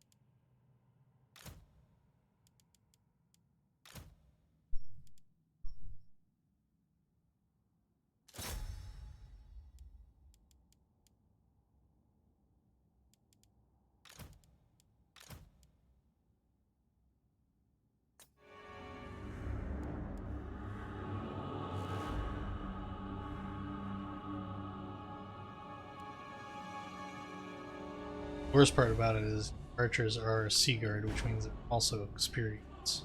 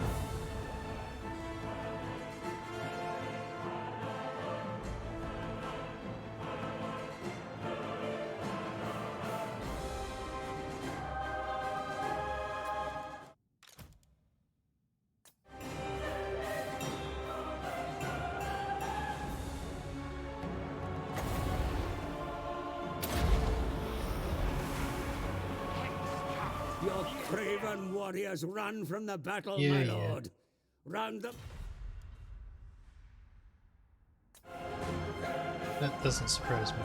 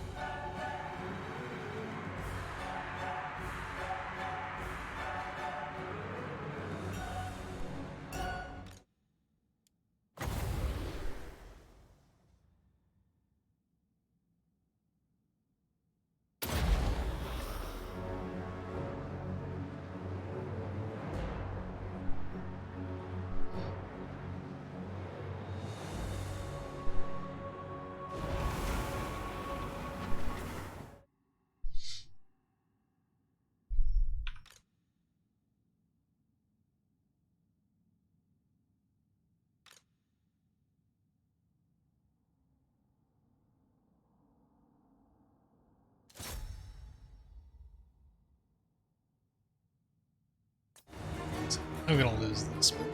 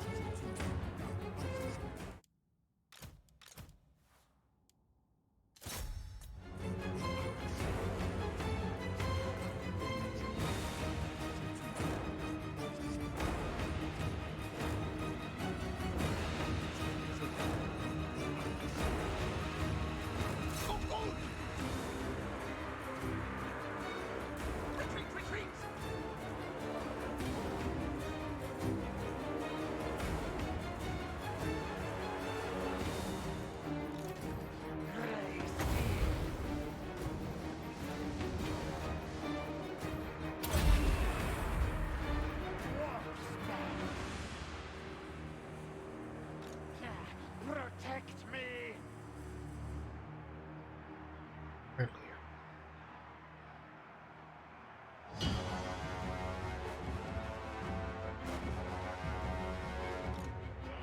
Plan to be me! Snapper, go!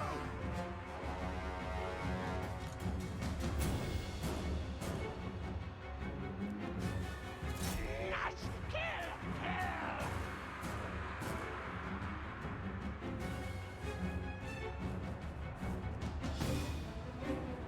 Retreat! Retreat!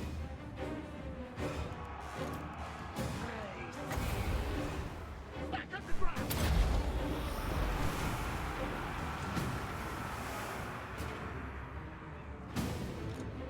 Poor leaders, hear me! Slay enemy foes! Kill them! Yes, yes! Die, hey!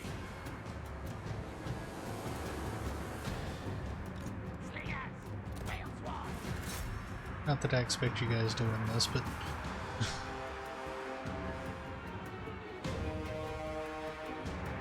again, sometimes numbers can matter.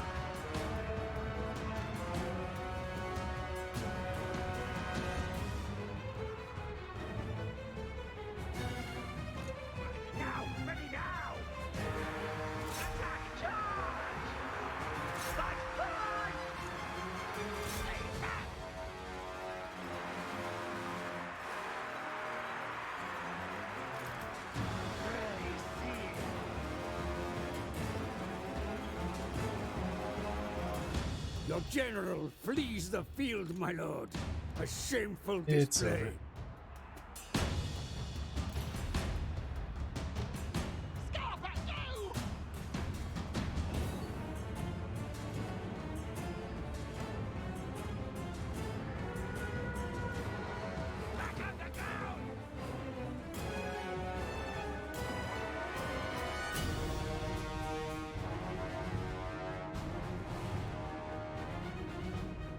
Good man.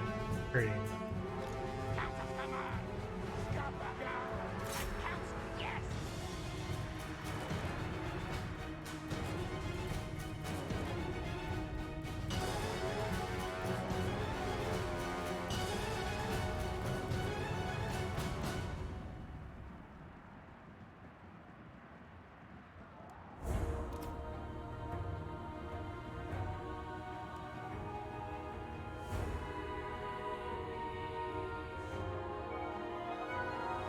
Rangers are just really too much. Well, of course, I mean, this army in particular is heavily based on slaves.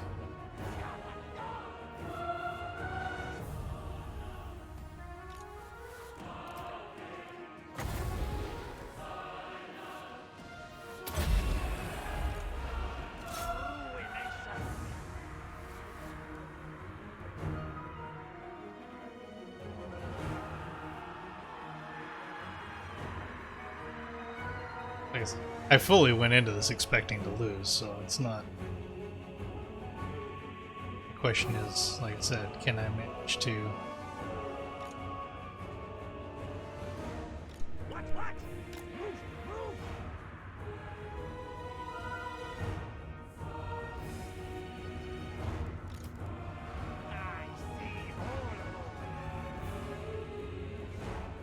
Can I manage to inflict enough damage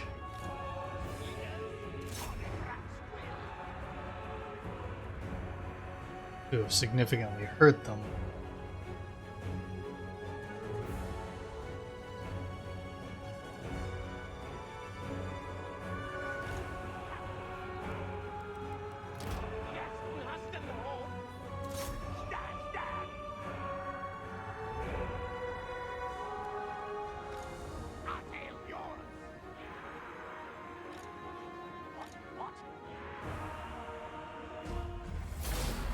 Valiant defeat.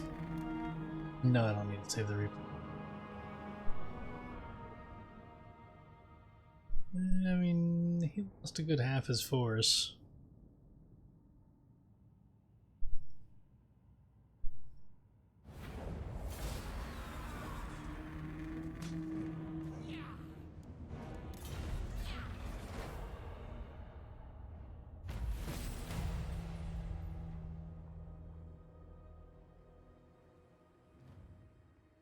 There is no end to the diabolical invention of your kind, my lord.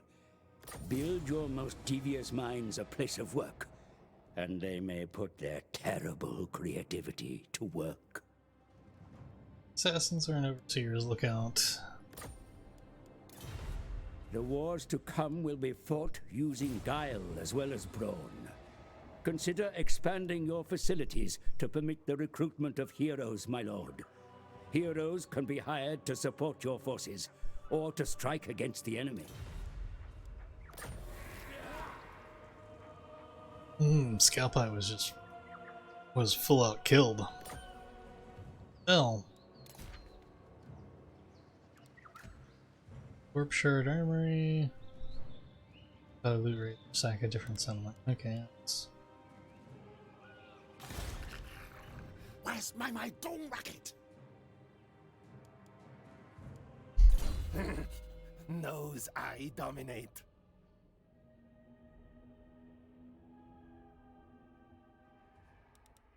This is mobility.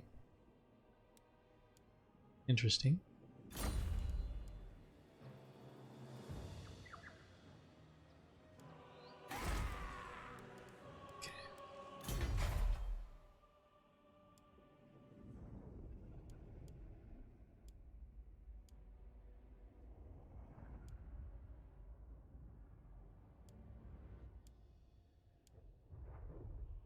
Weapons dump.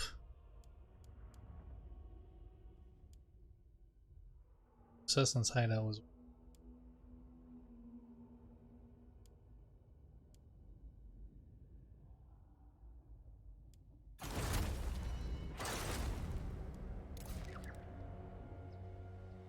Vortex. Back to net fight is just. That. I know. Assassin's hideout or Overseer's.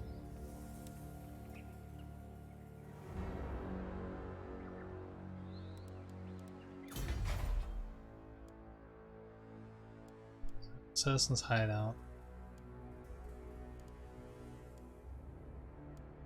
Overseer's.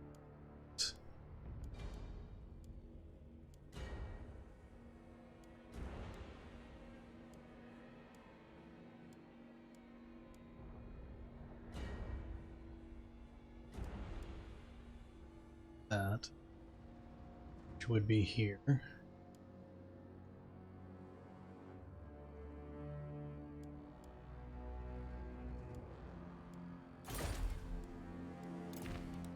Memory of a goldfish.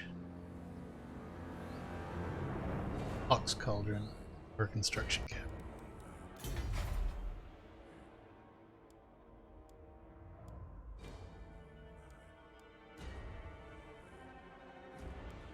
Cauldron or construction. Interesting that you have to get the Assassin's Hideout, which is... Oh no, I guess they're all rank 3. Just... the Assassin's Hideout has something before it. I don't want that anyway. This is what I was planning to build.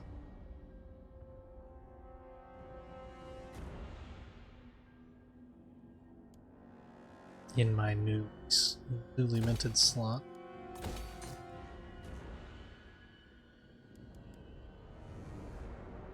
Scrag hole.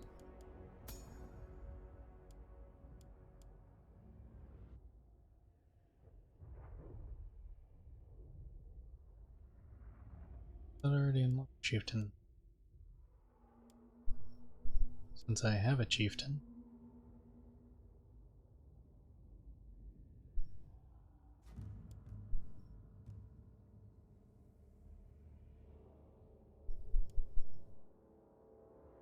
Oh, hero capacity +1 for chieftain.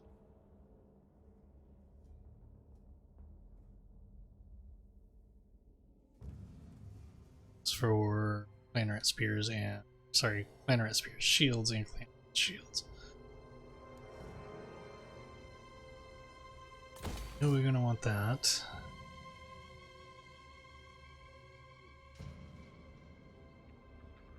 Scrag hole. We do that.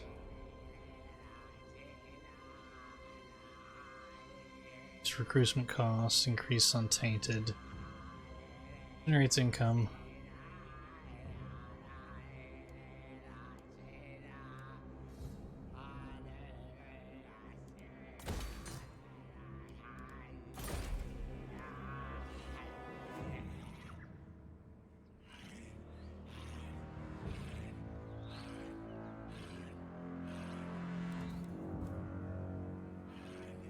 But now I've got to recruit a new lord.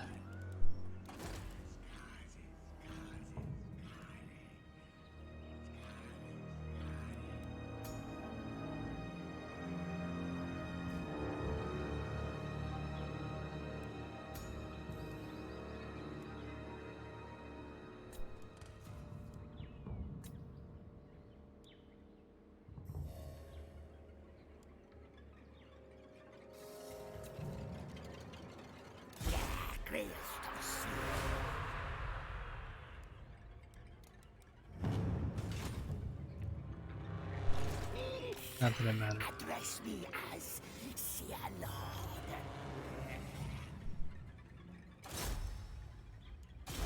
Power enhancers replaced. Junction of the Great Horned One. Really need to get some better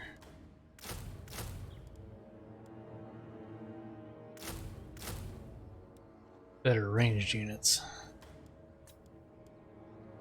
Even aren't terribly well known for their range, though.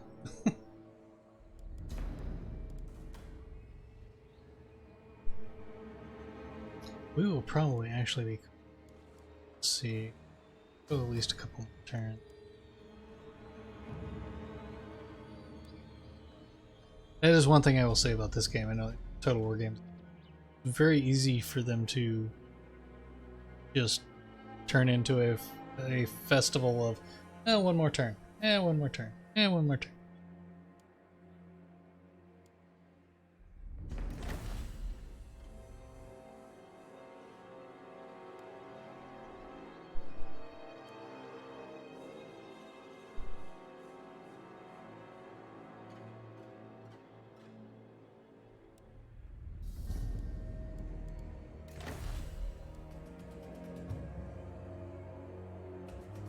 Okay.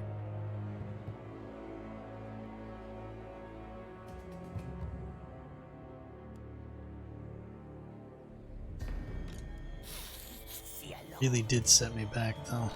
Certainly not. That it did hurt him.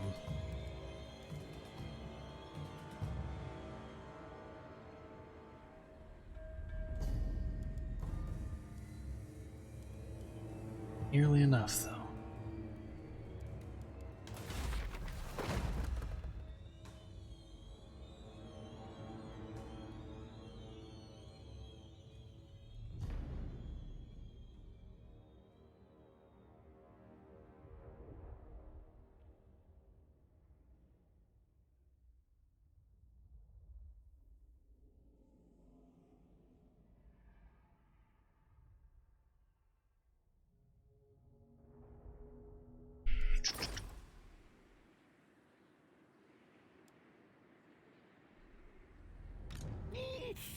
Recruiting. Address me as Sir Lord. Untrusted worm. Poison after.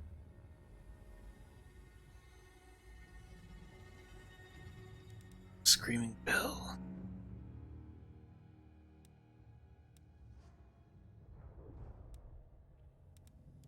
I'll have to take what I will never forget.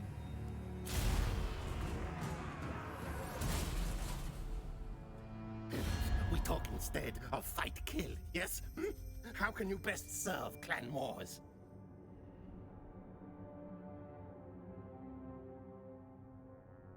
You want to give me military access?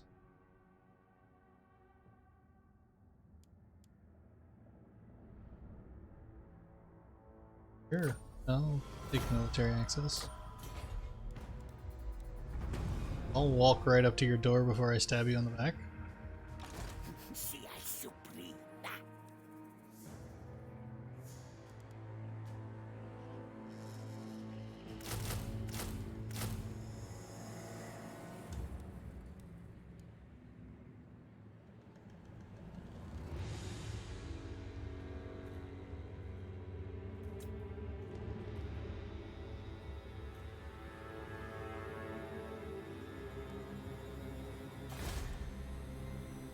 Settlement upgrade available.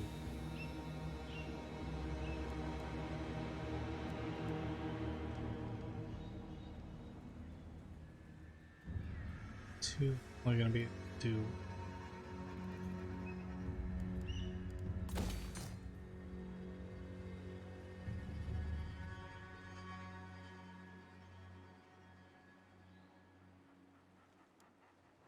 Really.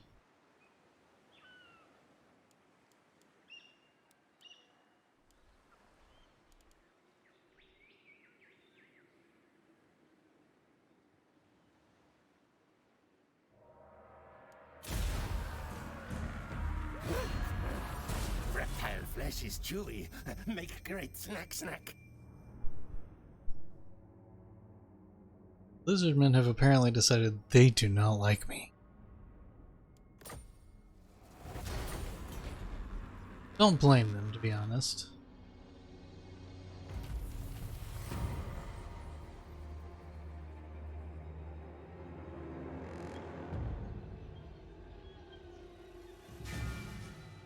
Okay, take it.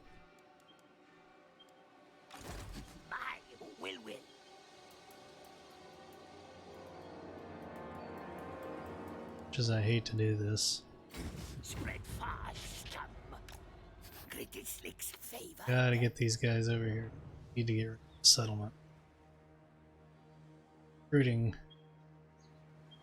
army.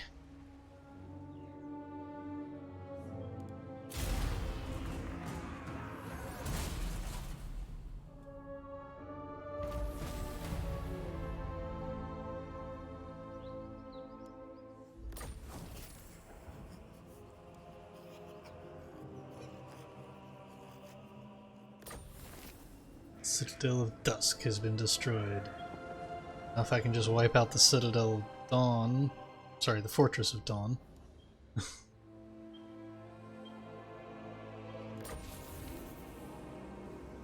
And Blight Tribe has been wiped out.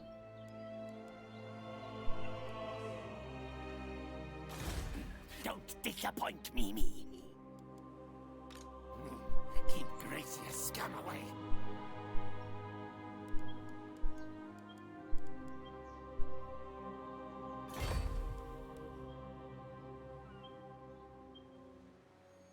Scurry forward.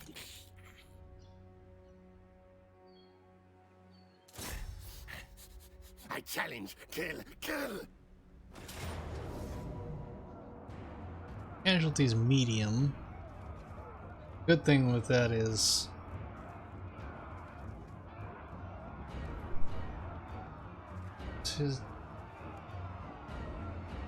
they get attacked? Flyers.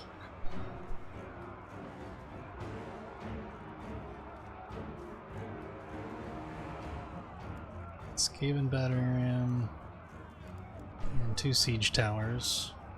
Put in order, because that'll take 4 turns to make. My plan is I will sit here for probably 8 to 10 unless something else comes and affects things. Kill no fuzz. Reason being,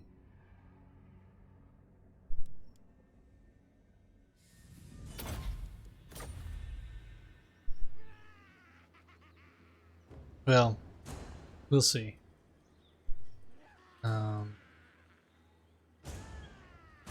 I may do a save scum after sieging. But that will be another day. We'll probably pick this up tomorrow and continue it. So I will see you then, planning between 10 and 11 p.m. depending on how things go. Check for the tweets. I will see you. We're just gonna actually see who's... I am gonna save. Nothing I would change in the 10. I have it set to do incremental autosaves so that I can go back incrementally if I make mistakes, which I frequently do. I always just save my last save for the night. Call it last save. So that way if I'm looking at my saves, I know.